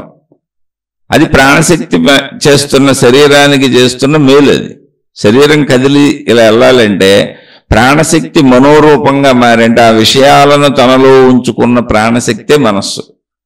మనోరూపంగా అన్నిటినీ గుర్తు చేస్తుంది. ప్యూర్ ప్రాణశక్తిగా శరీరాన్ని బ్రతికించి ఉంచుతుంది. ఇప్పుడు శరీర లోకం ముందు చెప్పుకున్నాం, ఇప్పుడు ఇది మనోలోకం. మనోలోకం లేకపోతే శరీర లోకము నడవగలదా అంటే, నేను అని ఒక ఆలోచన రాకపోతే, మెలకువనే ఉన్నాం, సంపూర్ణ జాగ్రత్త అవస్థలో ఉన్నాం, నిద్రపోవట్లేదు, సంపూర్ణ మెలకువలో ఉన్నాం. హఠాత్తుగా ఇప్పుడు బజార్ ఏదో పని మీద వెళ్ళాం, నడి రోడ్డులో నుంచున్నాం, ఏదో షాపులోకి వెళ్దామని దిగాం, వాహనం వేసుకెళ్ళాం, దిగాం, నడి రోడ్డులో నుంచున్నాం. హఠాత్తుగా మెమరీ పోయింది. మెమరీ పోవటం అంటే ఏంటి? ఆలోచనలు పుట్టట్లేదు, ఆలోచనలు ఆగిపోయినాయి అంతే. ఇప్పుడు నేను ఎవరో నాకు తెలియట్లేదు, అసలు ఎక్కడున్నానో తెలియట్లేదు, ఆలోచన లేదు నాకు. ఇప్పుడు ఏంటి పరిస్థితి చెప్పండి? అది రోడ్డు అని తెలియాలి, అది ట్రాఫిక్ అని తెలియాలి, ఎందుకు వచ్చానో గుర్తుండాలంటే ఆలోచనలు చెప్పాలంతే. నేను ఎవరినో చెప్పాలి, అక్కడ ఆ ప్లేస్ ఏంటో చెప్పాలి, మొత్తం అన్నీ చెబుతుంటేనే కదా నేను కంటిన్యూ ఫాలో అవ్వగలను. అంటే శరీర లోకం నడవాలంటే మనోలోకం కంటిన్యూటీ ఇస్తే ఫాలో అప్ చేస్తూ తీసుకెళ్ళాలి. దీన్ని మీరు పరిశీలించుకు చూసుకోండి. ఇలా పరిశీలించినప్పుడు మనోలోకం లేకపోతే శరీర లోకం అసలు పని చేయదు. శరీరం ఇప్పుడు జడ పదార్థమై కూర్చుంటుంది, అసలు కదలలేదు, చెల్లించలేదు. అది మనోలోకం లేకపోతే ఏమీ చేయలేదు. జడ పదార్థం అంటే ఏంటి? ఒక రాయిలాగా, ఒక చెక్కలాగా, ఒక తలుపులాగా, ఒక గోడలాగా, అది జడత్వం అంటే. అంతే, ఇంకా శరీరం ఏం చేయలేదు. అది చేయాలంటే మనోలోకం కదపాలి, దానికి ఆలోచనలు అందించాలి. అందుకని కంటిన్యూటీ జీవించటం కోసం ఆలోచనలు వస్తున్నాయి అంతే తప్ప మన ఇబ్బంది పెడతానికో, బాధ పెడతానికో, భయపెడతానికో కాదు. కోటాను కోట్ల ఆలోచనలు ఇవి కూడా లోపలేసుకున్నావు నువ్వు అంతే. ఇష్టాలని అయిష్టాలు కూడా లోపలేసుకున్నావు. ధైర్యాలు భయాలను విడదీసుకుంటూ భయాలను లోపలేసుకున్నావు. అన్నిటితో పాటు అవి కూడా బయటకు వస్తున్నాయి అంతే. ఇప్పుడు పాము ఉందనుకోండి, పాము అనే విషయం లోపలేసుకున్నాం, పాము కరిస్తే చనిపోతాం, అది విష జంతువు అని లోపలేసుకున్నాం. అప్పుడు ఏం చేస్తాం? పాము కనపడినప్పుడు భయం అనేటువంటి సంకేతాన్ని ఇచ్చి రక్షణ వ్యవస్థ పనిచేస్తుంది. అది పనిచేయకపోతే మరి మనకు తెలియదుగా, పామని వెళ్ళి మనమే దాన్ని తొక్కి కరిపించుకుంటాం దాని చేత. లేదా దాన్ని తీసుకొని బాగుందని మెళ్ళేసి తిరుగుతూ ఉంటాం బుర్ర పని చేయకపోతే. ఆఖరికి దోమలకు కూడా మనం ఆల్అవుట్లు తయారు చేసుకున్నాం. ఎందుకని? ప్రమాదం, దోమలు కుడితే కూడా జబ్బులు వస్తాయని. అసలు దోమలు కుట్టించుకోలేక జబ్బులు మాటిది ఏమి లేదు. దోమ కొడుతుంటే, ఎవరో కొడుతుంటే ఎట్లా బాగుంటుంది, ఏ దోమ వచ్చేమో హాయిగా ఉండదుగా. అందుకని ఆ విషయం తెలుసుకోవాలి. మనస్సు లేకపోతే, మనసులో ఆలోచనలు పుట్టకపోతే అసలు శరీర లోకం జీవించడం కుదరదు. అంటే ఇప్పుడు శరీర లోకము మనకు నిజము మెలకువలో, కానీ ఈ నిజమైన శరీర లోకాన్ని అసలు నిజము అని నిరూపించి చెబుతున్నది ఎవరు? మనోలోకం. మనోలోకం లేకపోతే శరీర లోకాన్ని గుర్తించలేము. మనం అసలు గుర్తించలేము, గుర్తించడం కుదరదు. అంటే మనోలోకమే శరీర లోకానికి ఆధారమై ఉన్నది. అలా చూసినప్పుడు ఇప్పుడు కంటి ద్వారా చూసేది మనసు, చెవి ద్వారా వినేది మనసు, తినేది మనసు, మొత్తం మనసు అయిపోయింది. క్రియలన్నీ అంటే బయటకు వెళ్ళేది లోపలికి వచ్చేది ఏదైనా కానీ అన్ని మనసుతోనే జరుగుతున్నాయి. మొత్తం మనోలోకం. అంటే మనకు ఇంకో మనోలోకం ఉన్నదని ముందు మీరు ఫిక్స్ అవ్వండి. కావాలంటే మళ్ళీ ఇంకోసారి ఇప్పుడు ప్రశాంతంగా కూర్చోండి, మనోలోకం ఉందా లేదా తెలుసుకోండి. శరీర లోకాన్ని వదిలేయండి, కళ్ళు మూసుకోండి, ప్రపంచాన్ని చూడబాకండి. అప్పుడు లోపల మొత్తం మీకు మనోలోకం దర్శనం అయిపోద్ది. అప్పుడు అసలు ఈ శరీర లోకం ఎలా కదులుతుంది మీకు మీరే విశ్లేషించుకోండి. అదే ఆధ్యాత్మిక చదువు, ఆత్మజ్ఞాన చదువు. రోజు దీన్ని చెప్పుకునేది ఎందుకంటే ఎన్నిసార్లు విన్నా అనుమానాలు వస్తానే ఉంటే బలపరుచుకోవాలి, మనోలోకాన్ని స్థిరపరుచుకోవాలి. శరీర లోకం కంటే బలమైన లోకం అదని మనోలోకాన్ని స్థిరపరుచుకుంటే అప్పుడు ఎలా నడవాలో ఎలా నడుపుకోవాలో తర్వాత తెలుస్తుంది. ముందు అసలు స్థిరపరుచుకోవాలి, సత్యాన్ని నమ్మాలిగా. అందుకని శరీర లోకాన్ని నడిపేది మనోలోకము. మనకు శరీర లోకంతో పాటు మనోలోకం ఇంకోటి ఉంది. అయితే శరీర లోకంలో శరీరమునకు అన్ని పరిమితులు ఉన్నాయి. నా శరీరం ఇంతే సైజులో ఉంటుంది, నా శరీరం ఇంతే బరువు మోయగలదు, నా శరీరం ఇంతే తినగలదు, నా శరీరం ఇంతే చూడగలదు, నా శరీరం ఇంతే వినగలదు, నా శరీరం ఇంతే మాట్లాడగలదు, నా శరీరం ఇంత స్పర్శలే తెలుసుకోగలదు. అన్ని పరిమితులు ఉన్నాయి. నా శరీరం ఒక సమయంలో ఒక చోటే ఉండగలదు, కాలానికి లోబడి ఉంటుంది, స్థలానికి లోబడి ఉంటుంది, అన్ని పరిమితులు ఉంటాయి శరీరానికి. మొత్తం పరిమితుల లోకం శరీర లోకం. ఇప్పుడు మనోలోకంలోకి రండి. మనోలోకానికి అసలు పరిమితి ఉందా? నా మనసు ఎంత ఉంది అంటే మీరు ఊహించుకోండి, ఊరికిన ఊహించుకోండి మనసు ఎంత ఉంది. ఇప్పుడు నేను ఎంత బరువు మోయగలను? ఒక 50 కేజీలు బరువు మోయగలను. 100 పెడితే నా నెత్తి మీద, 200 పెడితే మోయలేదు, కానీ నా వల్ల కాదు. ఇబ్బంది పడతాను, బాధపడతాను, కుంగిపోతాను, నా వల్ల కాదని చెబుతాను. అదే ఇప్పుడు మనోలోకంలోకి వెళ్ళాం, ఇన్ని విషయాలు మనసులో వేసాం. బస్సులు ఉన్నాయి, ట్రైన్లు ఉన్నాయి, గ్రహాలు ఉన్నాయి, గోళాలు ఉన్నాయి, మనకు తెలిసినన్నీ ఉన్నాయి. వాటి సైజులు ఎంత, మన సైజు ఎంత? బస్సులు, వాహనాలు శరీర లోకంలో అయితే బస్సు మన లోపల పట్టుద్దా? పట్టదుగా. కానీ మనోలోకంలో పట్టణం ఉందా? అసలు రోడ్లు, ప్రదేశాలు, మనం దర్శించిన మనుషులు, స్థలాలు, విషయాలు ఎంత పెద్దవైనా, ఎన్ని పెట్టినా, ఎన్ని విషయాలు పెట్టినా మనసుకి ఎక్కడన్నా ఇరుకు కానీ బరువు కానీ నా వల్ల కాటలేదని కానీ ఉందా? అసలు ఎక్కడా లేదు. మనసు 100కి 100 పాళ్ళు హ్యాపీగా ఉంది. దానికి కించిత్తు బరువు కూడా లేదు, అసలు ధూళి కణం పడినంత బరువు కూడా లేదు. ఇంకా ఇలాంటివి ఎన్ని వేసిన పోయిన దానికి ఇరుకు అవుద్దా, బరువు అవుద్దా అంటే అవ్వదు. అది మనకే తెలుస్తుంది. అందుకే అది అనంతము. మనసు ఏంటి? అనంతము. ఓకే, ఇప్పుడు మళ్ళీ పోయి మనసు శరీరంలాగా ఒక చోట ఉండగలదా? ఎక్కడికైనా వెళ్ళలేదా? కాలపరిమితి ఉందా మనసుకి? లేదు. మనసుకి కాలపరిమితి లేదు. అది గతంలోకి వెళ్ళిపోగలదు, భవిష్యత్తులోకి వెళ్ళిపోగలదు, ప్రస్తుతంలో ఉండగలదు. కాలానికి పైన మనసు ఉంది. అందుకని 3 స్థితుల్లోనూ సంచరించగలదు అది. అంటే మనసుకి కాల పరిమితి లేదు, స్థల పరిమితి లేదు, అసలు ఏ పరిమితి లేదు. కొన్ని క్రియా పరిమితి ఉందా? ఇప్పుడు శరీరంతో ఒక పని చేస్తున్నాం అనుకోండి, ఇంకో పని చేయలేం మనం. చిన్న చిన్న అయితే 1, 2 పనులు, 3 పనులు ఒకసారి చేయగలం. ఏదో డ్రైవింగ్ చేస్తూ ఫోన్ మాట్లాడగలం, ఏదో సంథింగ్, అది కూడా గజిబిజి అయిపోతుంది. కానీ మనసు అలా కాదు. ఒక పని చేస్తుంటే ఎన్ని వైపులైనా పరుగులెడతా ఉంటుంది, ఎన్నైనా ఆలోచిస్తూ ఉంటుంది. మనసుకి క్రియా పరిమితి లేదు, స్థల పరిమితి లేదు, కాల పరిమితి లేదు. అంటే అసలు మనసుకు పరిమితి లేదు, అది అనంతం. పోనీ వేగం, శరీరం ఎక్కడికైనా వెళ్ళాలనుకోండి, దానికి వేగం ఉంది, ఇంత టైం పడుతుంది. నడిచి వెళ్తే ఎంత టైం పడుతుంది, వాహనం మీద వెళ్తే ఎంత టైం పడుతుంది అని ఒక విధానం ఉంది. అంటే కాల పరిమితి ఉంది. మనసు వేగానికి అస్సలు కాల పరిమితి లేదు. అసలు కాల పరిమితి లేదు. అనుకోవటం, మనసు అక్కడికి వెళ్ళిపోవటం ఒకసారి జరిగిపోదు. ఓకే, ఇప్పుడు శరీరం దానికి ఒక పదార్థం, స్థూల రూపం ఉంది. మనసు దానికి ఏ రూపము లేదు, ఏ రూపము లేదు మనసుకి. అది స్థూల పదార్థం కాదు, పదార్థం కూడా లేదు అందులో. అంటే మనసు పదార్థ స్వరూపము కాదు, రంగు రుచి వాసన శబ్ద స్పర్శ రూపరస గంధములకు అక్కడ ఆస్కారమైంది ఏమీ లేదు. స్థల పరిమితి లేదు, కాల పరిమితి లేదు, క్రియాపరిమితి లేదు. అనంతము, సర్వవ్యాపకము మనోస్థితి. అది ఎంత శక్తివంతమైంది అంటే అపరిమితమైన, ఎంత అని చెప్పడానికి వీల్లేదు. అది శరీరం అయింది మళ్ళీ పరిమితమండి. శరీరం అన్ని పరిమితులు. అంటే శరీర లోకం మొత్తం పరిమిత లోకం, మనోలోకం మొత్తం అపరిమిత లోకం. కానీ మనోలోకం ఎవరిది? మందే. ముందే గుర్తించండి ఉందని. అయితే మరి నేను దాన్ని వాడుకోలేకపోతున్నాను కదా అని ఫీల్ అవ్వకండి. ఎందుకని? దాన్ని వాడుకోవటానికి శరీర పరిమితే. అందుకే శరీరం ఇవ్వబడింది ప్రకృతిలో. నీకు ఎంత మనోలోకం ఉన్నా శరీర పరిమితిలోనే వాడుకోవాలి దాన్ని.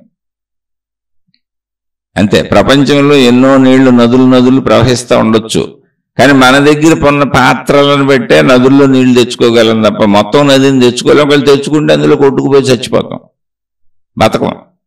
మనకు అవసరమైనంత నీరు తెచ్చుకోవాలి. ఈ మనోలోకం కూడా అంతే. శరీరపరంగా ఎంత అవసరమో అంతే. అందుకని శరీరపు పరిమితిలో జీవిస్తావు నువ్వు శరీర లోకంలో. కానీ మనోలోకము అపరిమితము, అనంతము, సర్వవ్యాపకము, అఖండము, అన్నీ ఉన్నాయి దానికి, అన్ని లక్షణాలు ఉన్నాయి. కానీ ఆ మనోలోకం నాకు ఉందని నువ్వు గుర్తించాలి. అది గుర్తించినాక ఇప్పుడు మనోలోకమే కదా శరీర లోకాన్ని కదిపేది. ఇప్పుడు మన శరీరంలో జరుగుతున్న అవస్థలేంటి? ఇలా మెలకు వచ్చి మొత్తం ఏదో ఒకటి మన శరీర పరంగా మనసును ఉపయోగించుకొని తిరిగి పని చేసుకుంటూ, వృత్తి వ్యాపార ఉద్యోగాలు ఏదో చేసుకుంటూ, రాత్రి వరకు మనకు నచ్చినవి అన్నీ చేసుకుంటూ, నచ్చనాటికి ఏడుస్తూ, నచ్చినాటికి నవ్వుతూ, మొత్తానికి నిద్రానికి వస్తాం. ప్రతిరోజు నిద్రపోవాల్సింది అందరూ. నిద్రాస్థితికి వస్తాం. ఇప్పుడు నిద్రాస్థితికి వచ్చినప్పుడు ఏం జరిగింది? అక్కడ నేను అన్న ఎరుకను కోల్పోయాం. అసలు నేనన్న ఎరుక మనకి శరీరానికి కలిగిస్తుంది ఎవరు? మనసు. అంటే నిద్రాస్థితిలో మనం ఏం చేసాం? ముందు శరీరాన్ని తీసుకెళ్ళి పడుకోబెట్టాం. శరీరం పడుకోవాలి, రెస్ట్ తీసుకుంది, అలసిపోతుంది. శరీరం అంతా పరిమితమేగా, కాబట్టి ఖచ్చితంగా అలసిపోద్ది ఎవరికైనా. అది అలసిపోయింది, ఇప్పుడు నిద్రపోవాలి, నిద్రకి వెళ్ళిపోయింది. ఇప్పుడు శరీరం నిద్రపోయింది, మనసును ఇంకా నిద్రపోలేదు. మనసేగా శరీరానికి అన్ని గుర్తులు చేసి చెప్పేది. నేనన్న భావనను పుట్టించేది అసలు మనసేగా. నేను ఈ శరీరం అన్న భావన మనసు నుంచే వస్తుంది. కాబట్టి మనసులో మొత్తం విషయాలన్నీ ఉన్నాయి. నేను ఎలా ఉంటాను, నేను అనే మొత్తం శక్తి అంతా మనసులోనే ఉందిగా, అన్నీ ఉన్నాయి. కాబట్టి శరీరం నిద్రపోయింది, నిద్రకు ఉపక్రమించింది, మనసు కదులుతూనే ఉంది. ఎలా కదులుతుంది మనసు? రోజు శరీరంతో నేను ఎలా కదులుతానో మెలకువలో సేమ్ అలాగే కదలగలదు. ఎందుకని? ఉన్న విషయాలు అవే. అయితే అది గతంలో వెళ్ళగలదు, ప్రస్తుతంలో ఉండగలదు, భవిష్యత్తులోకి వెళ్ళగలదు. కానీ ఆధార విషయాలన్నీ నేను తెలుసుకున్నవే. శరీరంతో నేను తెలుసుకున్నవే ఆధార విషయాలు. కానీ కాలాతీతంగా చేయగలదు, క్రియాతీతంగా చేయగలదు, స్థలాతీతంగా చేయగలదు. దానికి పరిమితి లేదు. అందుకని మన కళల్లో పాతోళ్ళు, గతంలో చచ్చిపోయిన మనుషులు కూడా వస్తారు, ఇప్పుడు భూమి మీద లేని వాళ్ళు కూడా వస్తారు. భవిష్యత్తులోకి వెళ్ళి ఊహించేసుకొని అసలు పెళ్ళిళ్ళు ఉన్న వాళ్ళకి పెళ్ళిళ్ళు అయిపోయి పిల్లలు పుట్టేసి అన్ని కలగనేర్చుకోవడం.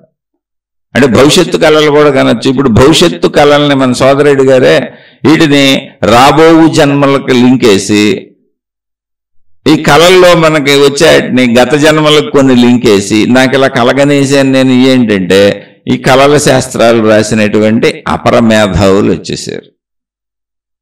ఇప్పుడు ఈ శరీర పరిమిత లోకంలో నాకు అలా కుదరదు. ఎందుకని? గతంలోకి వెళ్ళి చేయటం కుదరదు, భవిష్యత్తులోకి వెళ్ళటం కుదరదు. భవిష్యత్తులోకి వెళ్ళిన మనసు ఏంటి? భవిష్యత్తును చూసింది. అది అలా జరుగుద్దా చస్తుందా కాదు, అది వేరే విషయం. ఊహే కదా, ఉన్న విషయాల మీద ఆధారతతో ఊహ. అందుకని ఇవన్నీ రాబోయే జన్మలకైనా లింక్ ఉంది, లేదా వెనక జన్మలకైనా లింక్ ఉంది. లేకపోతే నీకు ఇవన్నీ కలగవో కాదు, అన్నీ కలుగుతాయి. ఎందుకు కలుగుతాయో చెబుతున్నానండి. మనోలోకాన్ని ముందే చెప్పుకున్నాం, దానికి కాల పరిమితి లేదు. కాబట్టి గతంలో మన చిన్ననాటి జరిగిపోయిన విషయాలను కూడా ఇప్పుడు 55 ఏళ్లకు మళ్ళీ అది కలపగలదు. ఇప్పుడు ప్రస్తుతానికి, ఈ ప్రస్తుతానికి నా చిన్నతనాన్ని, నా గతాన్ని, నా 5 ఏళ్ల వయసుకు 4 ఏళ్ల వయసులో విషయాలను ఇప్పుడున్న 55 ఏళ్ల విషయాలతో, ఇప్పుడు జరుగుతున్న విషయాలతో కలిపేసి మళ్ళీ నా 70వ సంవత్సరంలోకి వెళ్ళి అప్పుడు జరగబోయే వాటిని ఇప్పుడు తీసుకొచ్చేయగలదు. అంటే ఊహే కదా అది, దానికి కాల పరిమితి లేదు. కాబట్టి కాలపరిమితి లేకపోవటం వల్ల మెలకువలో మనం గజిబిజి అయిపోతున్నాం. ఎందుకని శరీరానికి కాలపరిమితి ఉంది. అందుకే చదువుకుంటే ఓహో కళ వచ్చింది ఇది ఇంతేలే అని చదువులో మనోలోకం అర్థమవుద్ది. మనోలోకం అర్థమైనప్పుడు 5 కళలని తీసి అవతల పారేస్తాం.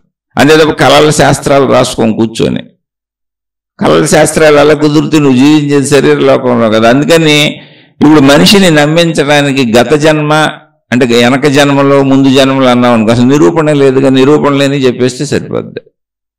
దీని మీద ఆధారపడి బోల్డ్ శాస్త్రాలు పుట్టుకొచ్చినాయి. నిరూపణ లేని సత్యాలను నమ్ముతానన్నంత మనిషి కంటే మూర్ఖుడు ప్రపంచంలో ఇంకోళ్ళు ఉంటారు. అయితే నమ్మితే నమ్మండి, అది నేను కాదంటలే. విజ్ఞానము జ్ఞానము సైన్స్ అంటే అది. సైన్స్ అంటే దేవుణ్ణి వ్యతిరేకించేది కాదు, శక్తిని వ్యతిరేకించేది కాదు.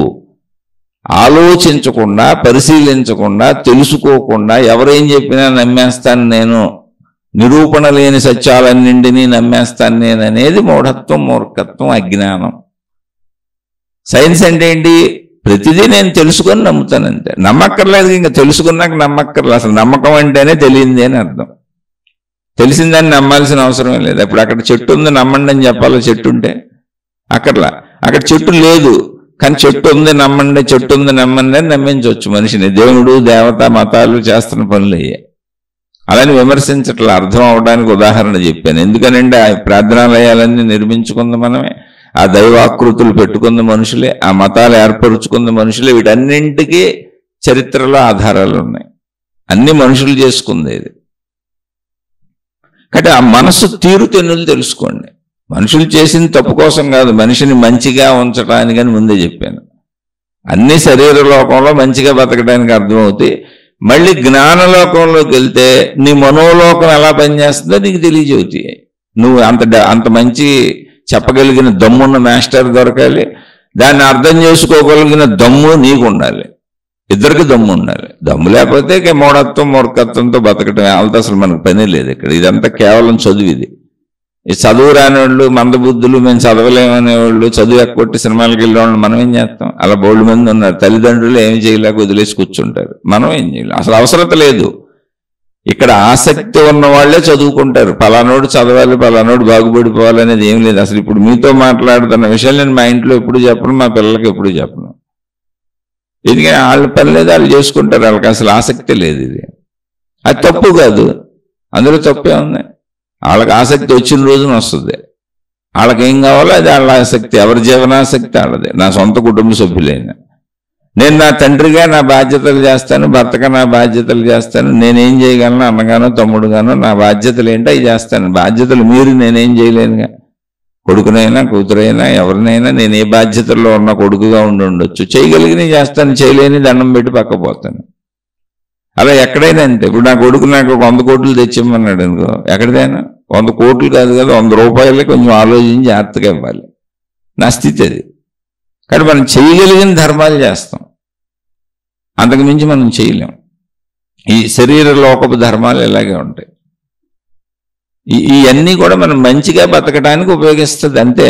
మతం, ఆధ్యాత్మికత దాని స్టేజ్ అంతవరకు. ఇక్కడ విషయం మనోలోకాన్ని అర్థం చేసుకోవటం. కాబట్టి నేను ఇప్పుడు ఎందుకు చెప్పిన వాళ్ళకంటే ఎవరికి చెప్తున్నాను, అసలు మీకైనా ఎవరికి చెబుతున్నాను నేను? మీరెవరో నాకు తెలుసా? నేను మీకు తెలుసా? ఉద్దేశించి ఇలా అందరినీ బాగుపరిచేయాలని నేనేం అనుకోవట్లేదు. అసలు నాకు సత్కాలక్షేపంగా ఉంటుంది. మంచి మాటలు నాకు మననం అవుతాయి. రకరకాల ప్రశ్నలకు ఆలోచించి సమాధానాలు చెప్పటం వలన రకరకాల విధములుగా నాలో జ్ఞానం స్థిరపడుతూ ఉంటుంది. అది నాకు సాధనగా ఉంటుంది. నేను మంచోడిగా బతకడానికి ఉపయోగపడుతుంది.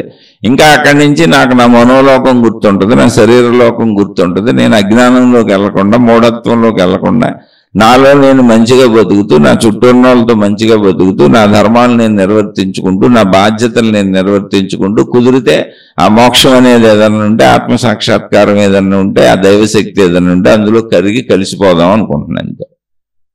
అది కుదిరితే. అవన్నీ నాకు అత్యాసలు లేవు. నేను పెద్ద జ్ఞానిని నేను అనుకోవట్లేదు. ఎందుకంటే అసలు ఆత్మశక్తి మొత్తం సృష్టి ఉన్నదంతా ఆత్మశక్తి అయితే ఇక్కడ జ్ఞానం ఎవడో అజ్ఞానం ఎవడో మనకు తెలియదు. కాబట్టి చదువుకుంటున్నాం అంతే. ఉన్న విషయాన్ని చదువుకుంటున్నాం అంతే. విద్యార్థులము. మనకంటే ముందు చదివిన వాళ్ళు కొంచెం మనకు గైడెన్స్ ఇస్తారు, అంతకు మించి ఏం లేదు ఇందులో. అందరూ సమానం, ఉన్నది ఒకటే శక్తి ఇక్కడ. అంటే నా వాళ్ళకే నేను ఏమీ చెప్పలేనప్పుడు మీకేం చెబుతాను, ఆసక్తి ఉన్నోళ్ళు వింటారు అంతే. అందుకని నీ ఆసక్తిని బట్టే నీ చదువు ఉంది. నీకు ఇష్టమే చదువుకో, లేకపోతే లేదు, అంతే, సింపుల్. అది దానికి ఆర్గ్యుమెంట్లు లేవు. ఎలా ఎందుకు చెప్పారు, అలా ఎందుకు చెప్పారు అనే వాళ్ళందరూ కాలక్షేపం వాళ్ళు అంతే. వాళ్ళు బాగుపడరు, ఎవరిని బాగుపడినెవరు, ఏదైనా 4 మంచి మాటలు చెప్పేవాళ్ళని అసలు చెప్పనివ్వరు. పాపం ఏదో ఒకటి అడ్డం పడిపోతూ ఉంటారు. ఇది ప్రపంచ తీరు అంతే. అలానే దాని గురించి మనం దిగులు పడాల్సిన అవసరమే లేదు. మన పని మనం చేసుకుంటూ పోవటం. ఎవరికి కావాలో వాళ్ళు పొందుతారు. ఎవరు పొందినా ఇందులో మనకు లాభ నష్టాలు అసలు చెప్పినా నష్టం లేదు, చెప్పకపోయినా నష్టం లేదు. ఇప్పుడు నేను చెబితే ప్రపంచం అంతేం మారిపోదు, నేను చెప్పటం ఆపేస్తే ప్రపంచం అంతేం నష్టపోదు. అది నగ్న సత్యం. మనం ఉన్నా లేకపోయినా, అసలు నేను శరీరంతో ఉన్నా లేకపోయినా ఈ ప్రపంచంకి ధూళి కణం తేడా కూడా రాదు. ఎవరికైనా అంతే, నాకే కాదు, మీకైనా అంతే, ఎవరికైనా అంతే. ఇది అర్థం చేసుకొని కొంచెం మంచిగా జీవించేద్దాం. ఉన్నన్నాళ్ళు ఎందుకు మంచిగా జీవిస్తే మనకే లాభం. తృప్తిగా ఉంటాం, శాంతిగా ఉంటాం, మంచిగా ఉంటాం, హాయిగా ఉంటాం, ఆనందంగా ఉంటాం, సుఖంగా బతుకుతాం. శరీరం వదిలే వరకు సుఖంగా జీవిస్తాం. శరీరం వదిలేటప్పుడు కూడా జ్ఞానం ఉంది అంటే మరణం భయం ఉండదు. పరిస్థితులన్నీ అంగీకరించి హ్యాపీగా ఉంటాం. మన సంతోషం కోసం. ఇది ఎవరినో ఉద్ధరించడానికి కానీ కాదు. మీకు మొట్టమొదటే చెప్పాను, ఎవరినో ఉద్ధరిస్తామని వీళ్ళు ఎందుకు దేశాలు పెట్టు తిరుగుతారు, అసలు ప్రచారాలు చేసి నాకు అర్థం కావట్లేదని. అది ఒక అహంకారపు చర్య అంతే. ఒక మూఢత్వం, మూర్ఖత్వం. నా దేవుడే కరెక్ట్, నా మతమే కరెక్ట్, నా జ్ఞానమే కరెక్ట్, నా గ్రంథమే కరెక్ట్. ఇది మనుషులందరిలో సహజంగా ఉంటుంది. అది శరీర భావంలోంచి బయటకు రానంతసేపు అహంకారం పట్టి అలా మనిషిని అందులో ఉంచి ఏడిపించి అటిసిరి మొత్తం అలకల్లోలం చేస్తూ ఉంటుంది. వాళ్ళు ప్రపంచాన్ని అలకల్లోలం చేస్తూ ఉంటారు చుట్టూ ఉన్న వాళ్ళందరినీ. ఇంకా వాళ్ళు మనం ఏం చేయలేం. వాళ్ళే మాయలు, మహిమలు, అద్భుతాలు ఇవన్నీ పాపం అవి పట్టుకు తిరుగుతూ ఉంటారు. ఎందుకంటే మామూలు సహజ ప్రాక్టికాలిటీలో వాళ్ళు ఏమి బతకడం కుదరదు. మాయలు, మహిమలు, అద్భుతాలని ప్రజల్ని నమ్మించి గత జన్మలో రాబోయే జన్మలని నమ్మిస్తూ ఉంటే వాళ్ళు బతకడానికి కుదరదు. ఎందుకంటే అవి నిరూపణ ఉండదు. ఇప్పుడు వాటికి నిరూపణ లేని సత్యాలంటే ఇవి. ఆ నిరూపణ లేదు, సత్యమని నమ్మిస్తూ ఉంటారు. అలా నిరూపణ లేని విషయాలను నమ్ముతా ఉండమే మన మూర్ఖత్వం అంటున్నా. అసలు గత జన్మ ఎందుకు మనకి? ఇప్పుడు ఏం చేసుకుంటావు? గత జన్మ నేను చేయలేవు కదా. భవిష్యత్తు జన్మ ఏం చేస్తావు? అసలు ఉందో లేదో సచ్చిందో మనకు తెలియదు. చెబితే నమ్ముతున్నాం తప్ప ఊరికిన ఉంటేనే మనకేంటి, ఉండపోతే మనకేంటి. ఇప్పుడు జన్మ కదా, ఇప్పుడు ఈ జీవితం కదా, ఇప్పుడు జీవించేది కదా, చూసుకోవాలి. అందుకని మనోలోకపు చర్యలను గమనిస్తే మీరు మనసుకు పరిమితి లేదు. కాల పరిమితి లేకపోవటం వలన కాల పరిమితి లేని స్థాయిలో అది చేసేటువంటి పనులు అంటే నా బాల్యంలోకి వెళ్ళిపోగలదు, ప్రస్తుతం నేనున్న స్థితిలోకి రాగలదు, నా బాల్యం నుంచి ఇప్పటి వరకు ఉన్న అన్ని స్థితులకి గతంలోకి వెళ్ళిపోగలదు, నా భవిష్యత్తులోకి వెళ్ళిపోగలదు, ఇప్పుడున్న స్థితిలో ఉండగలదు. ఈ మూడింటిని కలిపేయగలదు.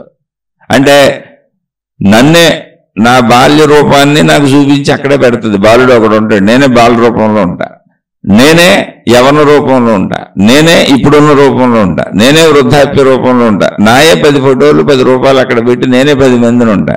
అప్పుడు నువ్వు ఎవరో చెబుతూ ఇవన్నీ నీ 10 జన్మలని చెబుతారు. వెనక ఒక 5 ముందు ఒక 5 ఆ లిస్ట్ నోటుకు వచ్చింది చెప్పచ్చు. అలా నీకు అన్నింటినీ చెప్తా ఉండొచ్చు. కాదు, ఇక్కడ చిత్రమైన విషయం ఏంటంటే నీ మనోలోకానికి కాల పరిమితి లేదు, ప్లస్ క్రియా పరిమితి లేదు.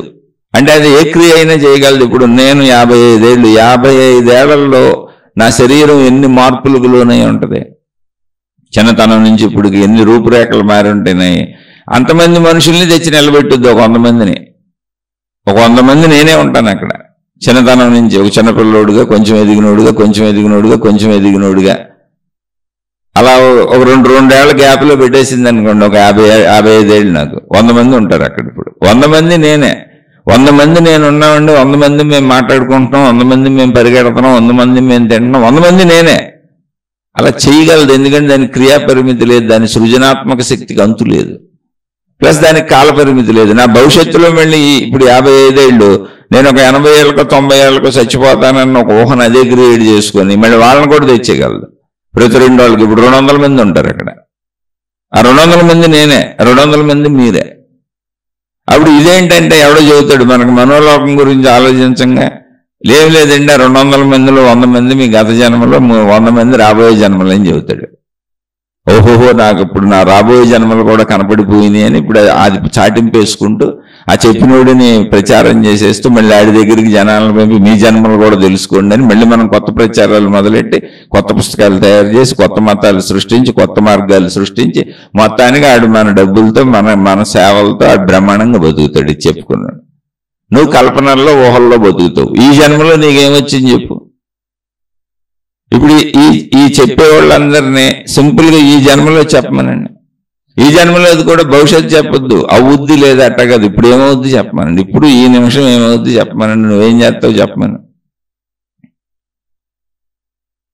అవన్నీ ఉట్టి మాటలు, కల్పనాత్మక మహిమలు, మాయలు, అద్భుతాలు, ఊహాత్మకంగా మాట్లాడటాలు, మాటల గారడి, చేతల గారడి, ఇవన్నీ మనుషుల దగ్గర ఉన్న ఇంద్రజాలకులు ఇలాంటి ఎన్నో ప్రదర్శిస్తూ ఉంటారు. అవన్నీ ప్రదర్శనలు, విద్యలు చదువుకున్నామని కూడా చెబుతున్నారు. అంటే నేను ఎవరినో తిడటానికో ఖండించడానికి చెప్పట్లా. నీ మనోలోకాన్నే వాళ్ళు నిన్ను మాయ చేస్తున్నారు. నీ మనోలోకం నీకు తెలుసుకుంటే అర్థమైపోద్దని చెబుతున్నాను నేను. ఆధ్యాత్మిక చదువు అంటే ఇది. నీ మనోలోకాన్ని చదువుకో. మనోలోకమే శరీర లోకాన్ని నడుపుతుంది. నీకు శరీర లోకం నిజం కనుక, మనం జీవించేది వాస్తవ శరీర లోకంలో కనుక, మనోలోకంలో జీవించడం కుదరదు కనుక అందుకని కన్ఫ్యూజ్ అయిపోతున్నాం. అలా మరి నాకు ఇన్ని ఆలోచనలు వస్తున్నాయి ఏంటి, నాకు విచ్చిక్కిపోతుంది ఏంటి అని అందరినీ అడగటం వల్ల వాళ్ళు సృష్టించారు. వాళ్ళు అనేక సృష్టిలు చేసేసి నిన్ను నమ్మించేసి ఇప్పుడు నీకు రకరకాల పుస్తకాలు రాసేసి అమ్మేసుకొని రకరకాల సిద్ధాంతాలు తయారు చేసేసి మనుషులను గ్రూపులు తయారు చేసుకొని వాళ్ళ మీద ఆధారపడి వాళ్ళు చక్కగా అవే వృత్తులుగా ప్రవృత్తులుగా పెట్టుకొని వాళ్ళు బతికేస్తున్నారు. అంతే తప్ప అది నీ మనోలోకం. దానికి మళ్ళీ చెబుతున్నా, దానికి అన్లిమిటెడ్ కాల పరిమితి లేదు, స్థల పరిమితి లేదు.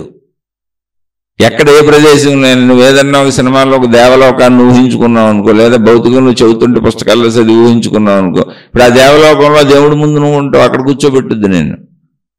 ఎప్పుడు అది ఎమ్మటే నువ్వు వెళ్ళి చెప్పగానే మీ గురువు గారు, మీ మాతాజీ గారు, మీ మతం గారు, మీ గ్రంథం గారు, మీ మార్గం గారు, నువ్వేమి లేదు, నువ్వు వెళ్ళిపోయావు, ప్రభు దగ్గరికి వెళ్ళిపోయావు, దేవుడి దగ్గరికి వెళ్ళిపోయావు. నువ్వు ఇప్పుడు మన మార్గంలో సాగుతున్నావు కదా, నీ అంతిమం అదే. నేను ప్రభువు నీకు చూపించేసాడు, నీ సీట్ నీకు పెట్టేశాడు అక్కడని చెబుతారు.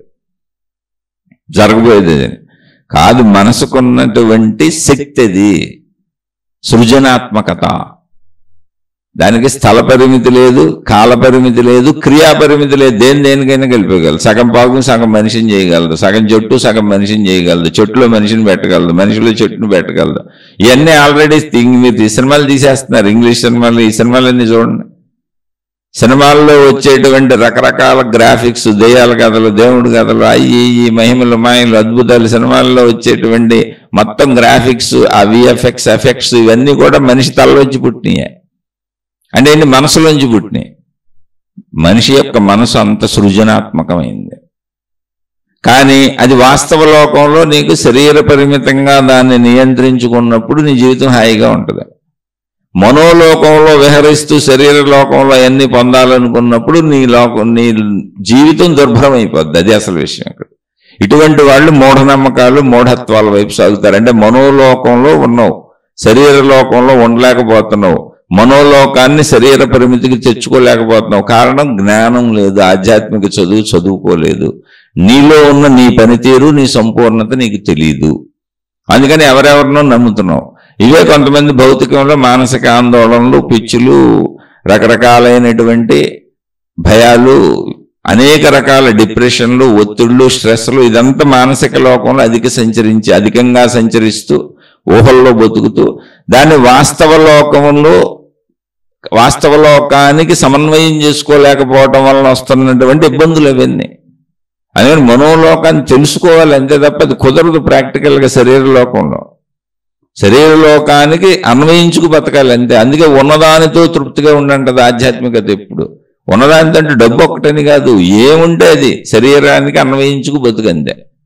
అంతే తప్ప ఊహలు అది అనేకం కల్పిస్తుంది, అది పెట్టుకోబాక. ఎందుకంటే మనోలోకము శరీర లోకంలో కుదరదు. మనోలోకం ఒక సృజనాత్మక ఊహ, అక్కడ ఏమి లేదు, అది శక్తి లోకము. అక్కడ లోకము లేదు, పదార్థము లేదు, విషయం లేదు, శబ్దస్పర్శ రూపరసగంధములు ఏమీ ఉండవు.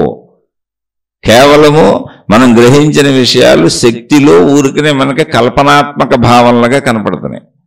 అదే స్వప్నలోకము, కలల లోకము. ఆ లోకంలో ఏం చేయడానికి కుదరదు. కానీ నిద్రకు ముందు మెలకువకు అంటే ఉదయం మెలకువకు ముందు ఇలా మనసు విహరిస్తున్నప్పుడు అందులో ఉన్న విషయాలన్నీ కూడా దాని యొక్క పరిధి చేత స్వప్నములన్నీ కూడా అసమతుల్యంగా ఉంటాయి. అసమతుల్యంగా అంటే ఏంటి? శరీర లోకము కంటే అద్భుతంగా సృజనాత్మకంగా రకరకాలుగా ఉండొచ్చు, భయంకరంగా ఉండొచ్చు, బాధగా ఉండొచ్చు, సుఖంగా ఉండొచ్చు, హాయిగా ఉండొచ్చు, నిజంగా అనుభవించేసినట్టే నీకు అనిపిస్తుంది. ఎందుకని నిజంగానే అనుభవిస్తున్నావు? ఎందుకని శరీర లోకం అప్పుడు కూడా నువ్వు నిజంగా అనిపించేది మనోలోకంతోనే. ఇప్పుడు శరీరం ఒక విషయాన్ని గుర్తుపెట్టింది, కన్ను చూసి అది చెట్టు అని గుర్తుపెట్టింది అనుకోండి, అది చెట్టు అని కన్ను అనాలి అంటే లోపల ఉన్నటువంటి మనోలోకంలో ఉన్న ఆలోచన అది చెట్టు అని చెప్పాలి నీకు. అసలు నేను మనిషిని నీకు చెప్పి నేను ఈ శరీరం అని నీకు ఆ మనసు చెబితేనే నేను శరీరం అనిపిస్తుంది, లేకపోతే నీకు ఇంకా జడ పదార్థమే నువ్వు. అంటే మనం భౌతికంలో శరీరంతో మెలకువలో జాగ్రత్త అవస్థలో బతికేది కూడా మనసుతోనే. కాకపోతే శరీర పరిమితికి దాన్ని తెచ్చుకోవాలి, ఊహాత్మకంగా ఉండకూడదు. అది ఎప్పుడు తెలుస్తుంది? ఆధ్యాత్మిక చదువు తెలుస్తుంది. చదివినప్పుడు ఓహో నా మనసు ఎలా పనిచేస్తుంది, ఇది మనసు లక్షణాలు. కానీ శరీర పరిమితి వేరు, మనో పరిమితి వేరు. మనసుకు పరిమితులు లేవు, దానికి కాల పరిమితి లేదు, స్థల పరిమితి లేదు, క్రియా పరిమితి లేదు, దేనికైనా కలిపేయగలదు. ఇప్పుడు భౌతికంలో సగం మనిషిని సగం చెట్టుని సృష్టించలేంగా, సగం జంతువు సగం మనిషిని సృష్టించలేంగా, ఏది అటు ఇటు కలిపేయలేక సృష్టిలో చెట్లన్నీ చెట్లుగా ఉంటాయి, జంతువులన్నీ జంతువులుగా ఉంటాయి, మనుషులందరూ మనుషులుగా ఉంటారు, ఏ జాతికి ఆ జాతే. ఇది మానవ లోకం. ప్రకృతి అంతా అలాగే ఉంటుంది. మనోలోకంలో అలా ఉండదు, అన్నింటినీ కలగపలకం చేసేయచ్చు, కాలంలో అన్నింటినీ ఇటు ఇటు తెచ్చేయచ్చు, కాలాన్ని అసలు కాలాతీతంగా పనిచేయచ్చు. అది మనోలోకం. అందుకని మనోలోకాన్ని గమనించి గుర్తించి శరీరలోక వాస్తవాలతో జీవించు, మనోలోక వాస్తవాలకు వెళ్ళకో. అందుకని మనసుని ఎక్కువగా వాడకో, శరీరానికి ఎంత అవసరమో అంతే వాడు. అదే ధ్యానము తపస్సు, మనసుని నియంత్రించే ప్రక్రియ. అధికంగా ప్రయాణం చేయకు అని. కాబట్టి కళలన్నీ నాకేదో గత జన్మకు సంబంధించినవి, భవిష్యత్తు జన్మకు సంబంధించినవి అని చెప్పిన వాళ్ళందరూ నిన్ను పచ్చి మోసాలు చేస్తున్నారు. ఎందుకని మనోలోకమే అలా ఉంటుంది, అసలు అది విస్తృత లోకం. ఇప్పుడు అసలు జన్మలే నమ్మని మతాలు ఉన్నాయి. ఇప్పుడు వాళ్ళు ఏం చేయాలి? ఇప్పుడు జన్మలు ఉన్నాయా లేవా అనేది ఏమి లేదు. జన్మలు నమ్ముతున్న మతాలు కొన్ని ఉన్నాయి, నమ్మని మతాలు కొన్ని ఉన్నాయి. నమ్ముతున్న మనుషులేమో నమ్ముతున్న నాటికి సాక్ష్యాలు చూపిస్తారు, నమ్మని వాళ్ళు నమ్మనాటికి సాక్ష్యాలు చూపిస్తారు. ఇప్పుడు ఎవరు దేనికి ఎలాంటి సాక్ష్యాలు చూపించినా ఇక్కడ వాస్తవమైనటువంటి విషయం మనం గుర్తుపెట్టుకోవాల్సింది ఏంటంటే, గతం మనకు తెలియదు, గత జన్మలైనా తెలియదు, మహిమలు తెలియదు, మాయలు తెలియదు, అద్భుతాలు తెలియదు, ఎవరో చేయితే వెంటనే. అలాగే మరు జన్మలో మనకు తెలియదు, అవి నిరూపించడానికి సాక్ష్యాలు ఉండవు. ఇవన్నీ వదిలేస్తే అసలు ఇవన్నీ ఎందుకు పుట్టుకొచ్చినాయి అంటే, మన మనోలోకపు యొక్క విస్తృతి, దాని యొక్క శక్తి, దాని పరిధులు మనకు తెలియకపోవటం వలన, దాని యొక్క అనంతత్వం మనం గ్రహించకపోవటం వలన శరీర భావంలో ఉన్న మనిషి మనోలోకపు అంటే తన మనోలోకపు ఆలోచనలు, సృజనాత్మకత, భావాలు, స్వప్నాలు, కదలికలు, కళలు, ఆ మనోలోకపు ఊహలు, సృజనాత్మకత, దీన్నంతా శరీర పరిధిలో వాస్తవ లోకంలో ఇముడ్చుకోలేక దాన్ని అనేక మహిమలుగా, మాయలుగా, అద్భుతాలుగా, కల్పనలుగా, భయాలుగా, బాధలుగా, దుఃఖాలుగా అలా రకరకాలుగా బలుచుకున్నారు ఎవరికి తగ్గట్టాళ్ళు.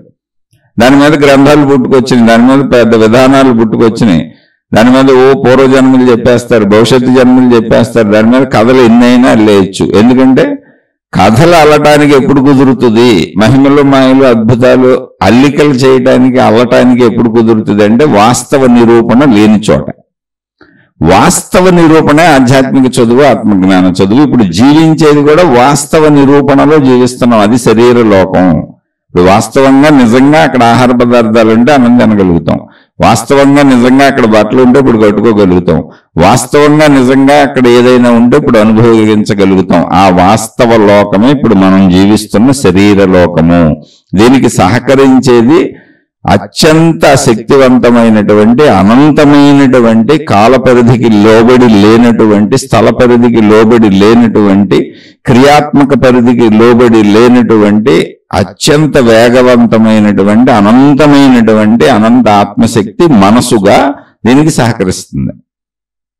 ఇప్పుడు మనసుగా ఉన్నది ఏంటి అని మనసును పరిశీలిస్తే మళ్ళీ దానికి మీకు చాలాసార్లు చెప్పాను, మనసు అనేది ఏమీ లేదు. బిడ్డ పుట్టినప్పుడు మనసు లేదు. మాతృగర్భంలోంచి అప్పుడే బయటకు వచ్చినటువంటి బిడ్డలో ఏమున్నది? శరీరం ఉన్నది, ప్రాణశక్తి ఉన్నది, మనసు అనేది ఏమీ లేదు.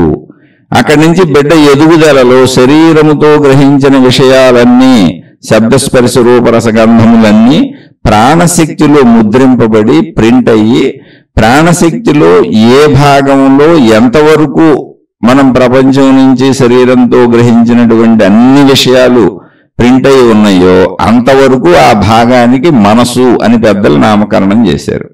మనసులోంచి విషయాలన్నీ పక్కకు తీసేస్తే అదే ప్రాణశక్తి, అదే అనంతాత్మశక్తి, అదే మనల్ని బతికిస్తున్నది.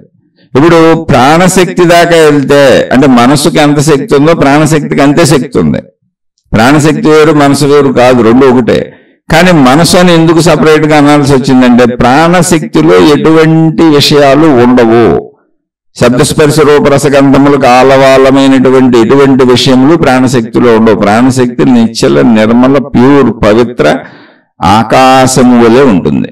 అదే ఆకాశమే, వలె కాదు, ఆకాశమే అని మహాత్ములు చెప్పారు. దాన్ని ఆకాశ స్థితి. అది ప్రాణశక్తి ప్యూర్గా ఉంటుంది.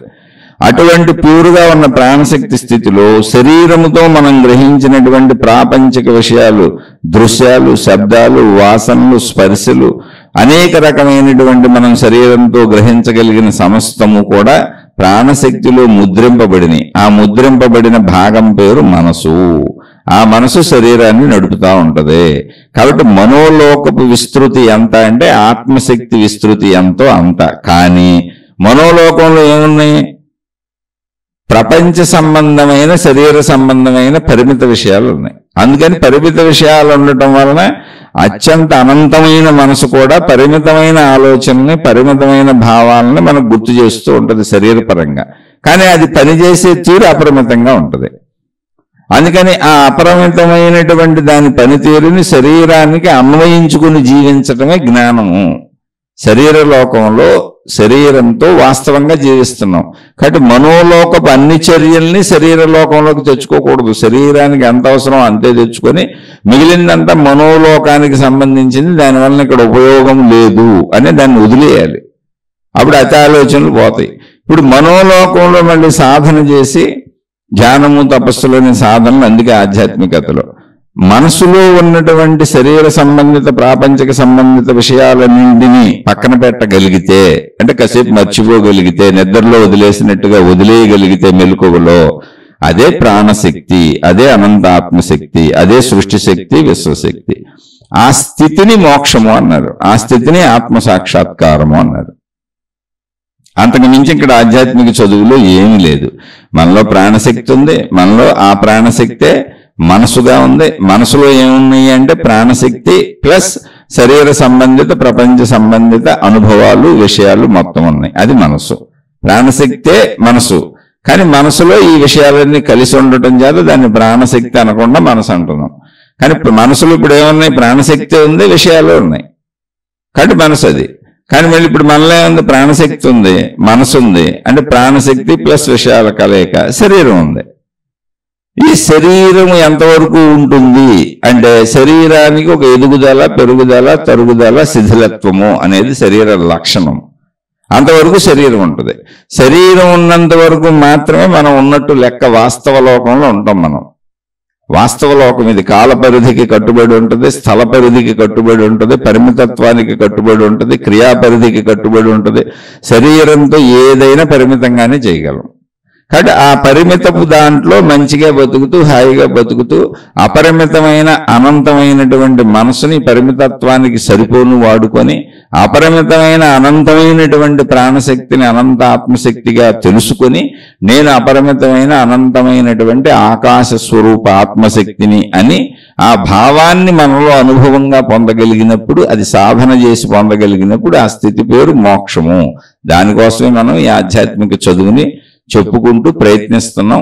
ప్రాథమికంగా శరీర పరిధిలో అయితే మంచిగా బతకటం, మనోపరిధిలో అయితే కల్పనలకు వెళ్లకుండా, సృజనాత్మకమైనటువంటి పిచ్చ కల్పనలు చేసుకోకుండా, శరీరానికి ఎంత అవసరమో అంత మనసును వాడుకొని మిగిలినది దాని జోలికి వెళ్లకుండా వదిలేసి, దాన్ని నియంత్రించి దాన్ని ప్రాణశక్తిగా గుర్తెరిగి దానిలో విషయాలను తీసేసి అనంత ప్రాణశక్తిని నేనని తెలుసుకొని అదే అనంత ఆత్మశక్తి అని నేను శక్తి స్వరూపుడను, నేను శక్తి స్వరూపురాలను అనేటువంటి స్థిర భావనని లోపల స్థిరపరుచుకోవాలి. ఇవన్నీ నిజమే, ఇవన్నీ మన దగ్గర ఉన్నాయి. ఇదే మన సంపూర్ణత్వము. నేను ప్రాణశక్తిని, నేను మనసును, నేను శరీరమును, ఇదంతా నా యొక్క స్వరూపము, నా అనంతత్వము. అలా నా సంపూర్ణతని నేను తెలుసుకోవటమే ఆధ్యాత్మిక చదువు, ఆత్మజ్ఞాన చదువు. ఇక ఎటువంటి కల్పనలకి వెళ్ళబాకండి. కళలన్నీ కూడా మనుషులు పుట్టించిన కల్పనాత్మక సృజనాత్మక అలలు. గత జన్మ లేదు, భవిష్యత్తు జన్మ లేదు. కళలనేవి మనోలోకంలో నిజమే, కానీ అవి వాస్తవంగా శరీరలోకంలో ఉపయోగపడవు. అవి కేవలం కల్పనలో, ఎండమావుల్లో నీళ్లు లాంటివి. అది గ్రహించి శరీరానికి ఎంత అవసరమో అంత మనసును వాడుకొని శరీర అవసరమైన క్రియలు చేసుకుంటూ మిగిలిన మనసుతో మనకు పని లేదు. ఆ మిగిలిన మనసుని ప్రాణశక్తిగా కన్వర్ట్ చేసుకోవాలి, మార్చుకోవాలి. అదే అనంత ఆత్మశక్తిగా ఎరుకను పొందాలి. ఎరుకను పొందితే నేను శక్తి స్వరూపుణ్ణి, శక్తి స్వరూపురాలని తెలుస్తుంది. దానికోసమే ఆధ్యాత్మికత వచ్చింది. దాని కొరకే మనం ఈ శీర్షికలు, ఈ చదువు కూడా చదువుకుంటున్నాం. ఇది చదువు అంతే. చక్కగా జాగ్రత్తగా చదువుకోండి. అర్థమైన వాళ్ళు, ఆచరించుకుంటున్న వాళ్ళు, అర్థమయ్యి ఆచరించుకుంటూ చదువుకుంటున్నాం, ముందుకెళ్తున్నాం, మాలో కొంచెం మంచిగా మారాలని అనిపిస్తున్నది, గుణమార్పు కలుగుతున్నది, మంచి వైపు ప్రయాణిస్తున్నాం అనుకుంటున్న వాళ్ళు సందేహాలు వస్తే తప్పకుండా అడగండి. అవన్నీ చెప్పుకుందాం. ఎందుకంటే అనేక రకాలైనటువంటి కల్పనలో నమ్మకాలు, విశ్వాసాలు, మూఢనమ్మకాలు రకరకాలుగా ప్రజల్లో కల్పింపబడి ఉన్నాయి. కనుక మీకు సందేహాలు వస్తే అడగండి, చెప్పుకుందాం. మీకు అర్థమైతే తీసుకొని ముందుకు ఆచరించుకుంటూ వెళ్ళండి.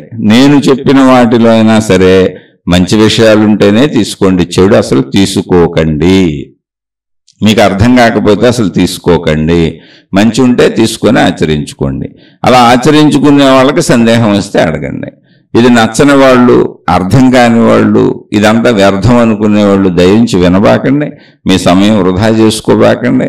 నేను అతి సామాన్య మానవుడను, నాకు ఎటువంటి గొప్ప విషయాలు తెలీదు, నేను సాధారణులలో సాధారణ మనిషిని, నాకు ఎటువంటి అనుభవ జ్ఞానం లేదు, నాకు ఎటువంటి దైవ సాక్షాత్కారాలు లేవు, నా దగ్గర ఎటువంటి మహిమలు, మాయలు, అద్భుతాలు లేవు, నేను మామూలు సామాన్య మనిషిని, నాకు ఎటువంటి ఆత్మానుభవము లేదు, జ్ఞానానుభవం లేదు. అనేక పుస్తకాలు చదువుకొని అనేక మంది మహాత్ముల ప్రవచనాలు విని అనేక సంవత్సరాలుగా ఇందులోనే సాగుతూ అందులో నేను అర్థం చేసుకున్న విషయాలను మీతో పంచుకునే ప్రయత్నం చేస్తున్న అతి సామాన్యుడను. అందుకని నచ్చని వాళ్ళని క్షమించి వదిలివేసి మీ మార్గాల్లో మీరు హాయిగా సాగిపోండి. నేను ఎప్పటికీ సామాన్యుడినే. నాకు అసలు విలువ ఇవ్వబాకండి. నచ్చిందని, నచ్చలేదని రెండు రకాలుగా నాకు విలువ ఇవ్వక్కర్లా. మీకు ఉపయోగపడితే ఉపయోగపరుచుకోండి, మీకు ఉపయోగపడలేదు, నచ్చలేదు, వదిలేసి వెళ్ళిపోండి శుభ్రంగా. నన్ను తిట్టి మీ సమయం వృధా చేసుకోవద్దు, నన్ను పొగిడి మీ సమయం వృధా చేసుకోవద్దు. మీకు మీరు ఉపయోగపడండి, మిమ్మల్ని మీరు చదువుకోండి, మీ సంపూర్ణతను మీరు గ్రహించండి. శరీరపరంగా చెప్పాను, దేవుడు కానీ, మతం కానీ, గురువు కానీ, ఆధ్యాత్మికత కానీ, జ్ఞాన గ్రంథాలు కానీ ఏవైనా శరీరపరంగా వాస్తవ లోకంలో మనం జీవిస్తున్నప్పుడు మంచిగా బతకటానికి మాత్రమే. అంతకు మించి నీకు ఉపయోగం ఏమీ ఉండదు. ఒకవేళ నేను అనంతాత్మశక్తిని నువ్వు తెలుసుకున్నా దాని వలన నీకు భావనలో చెడు చేయకుండా ఉంటావు తప్ప శరీర మార్పులు ఏమీ ఉండవు, అద్భుతాలు ఉండవు, మహిమలు ఉండవు. అన్నం తినాల్సిందే, కాలకృత్యాలు తీర్చుకోవాల్సిందే, శరీరం ఎదుగుదల అలాగే సాగిపోతే శరీరం మరణిస్తుంది. శరీర తీరుతెన్నులు ఏమీ మారవు. అప్పుడు మనం ఉండవు ఇంకా భూమి మీద. నేను దేవుణ్ణి అని చెప్పుకున్నా ఉండం, నేను గురువునని చెప్పుకున్నా ఉండం, నాకు మహిమలు, మాయలు, అద్భుతాలు ఉన్నాయని చెప్పుకున్నా ఉండం, నేను మామూలు అని చెప్పుకున్నా ఉండం. ఏమి చెప్పుకున్నా శరీరం ఎగిరిపోద్ది. అది కొంతకాలం డ్రామా అంతే ఇది. అందుకని వాస్తవ లోకంలో వాస్తవంగా చక్కగా సహజంగా జీవిద్దాం. మరణాన్ని అంగీకరిస్తూ ముందుకు సాగుదాం. ఎందుకంటే అది అంగీకరించక తప్పని సత్యం. అది మార్పు చెందదు. ఇప్పటి వరకు ఎవరు భూమి మీద బతికి లేరు, బతికి ఉండడం కుదరదు, అది సత్యం అది. అందుకని వాస్తవ లోకంలో వాస్తవంగా జీవిద్దాం, కల్పనలు వద్దు. ఒకవేళ కల్పనలు ఎక్కడైనా అనేక మంది కల్పించేశారు. ఇప్పుడు ఈ సోదరి కళల గురించి అడిగినట్టుగా అలా ఎవరైనా ఏదైనా కల్పించినవి ఒకవేళ మనం నమ్ముంటే అందులో వాస్తవికతను ఎంతో పరిశీలించి వాస్తవంగా ఉండడానికి ప్రయత్నిద్దాం. వాస్తవం అంటే ఏంటి? శరీరపరమైన జీవితం మంచిగా జీవించడమే వాస్తవము. మిగిలిన అన్ని కల్పనలే. మీరే ఆలోచించి చూడండి. నచ్చితే ఆచరించుకోండి, నచ్చపోతే నన్ను క్షమించి వదిలివేసి చక్కగా మీ మార్గాల్లో సాగిపోండి. శుభమస్తు. మీకు మీ కుటుంబ సభ్యులకు మేలు చేకూరుగాక. మరలా మరొక కొత్త శీర్షికతో కలుసుకుందాం.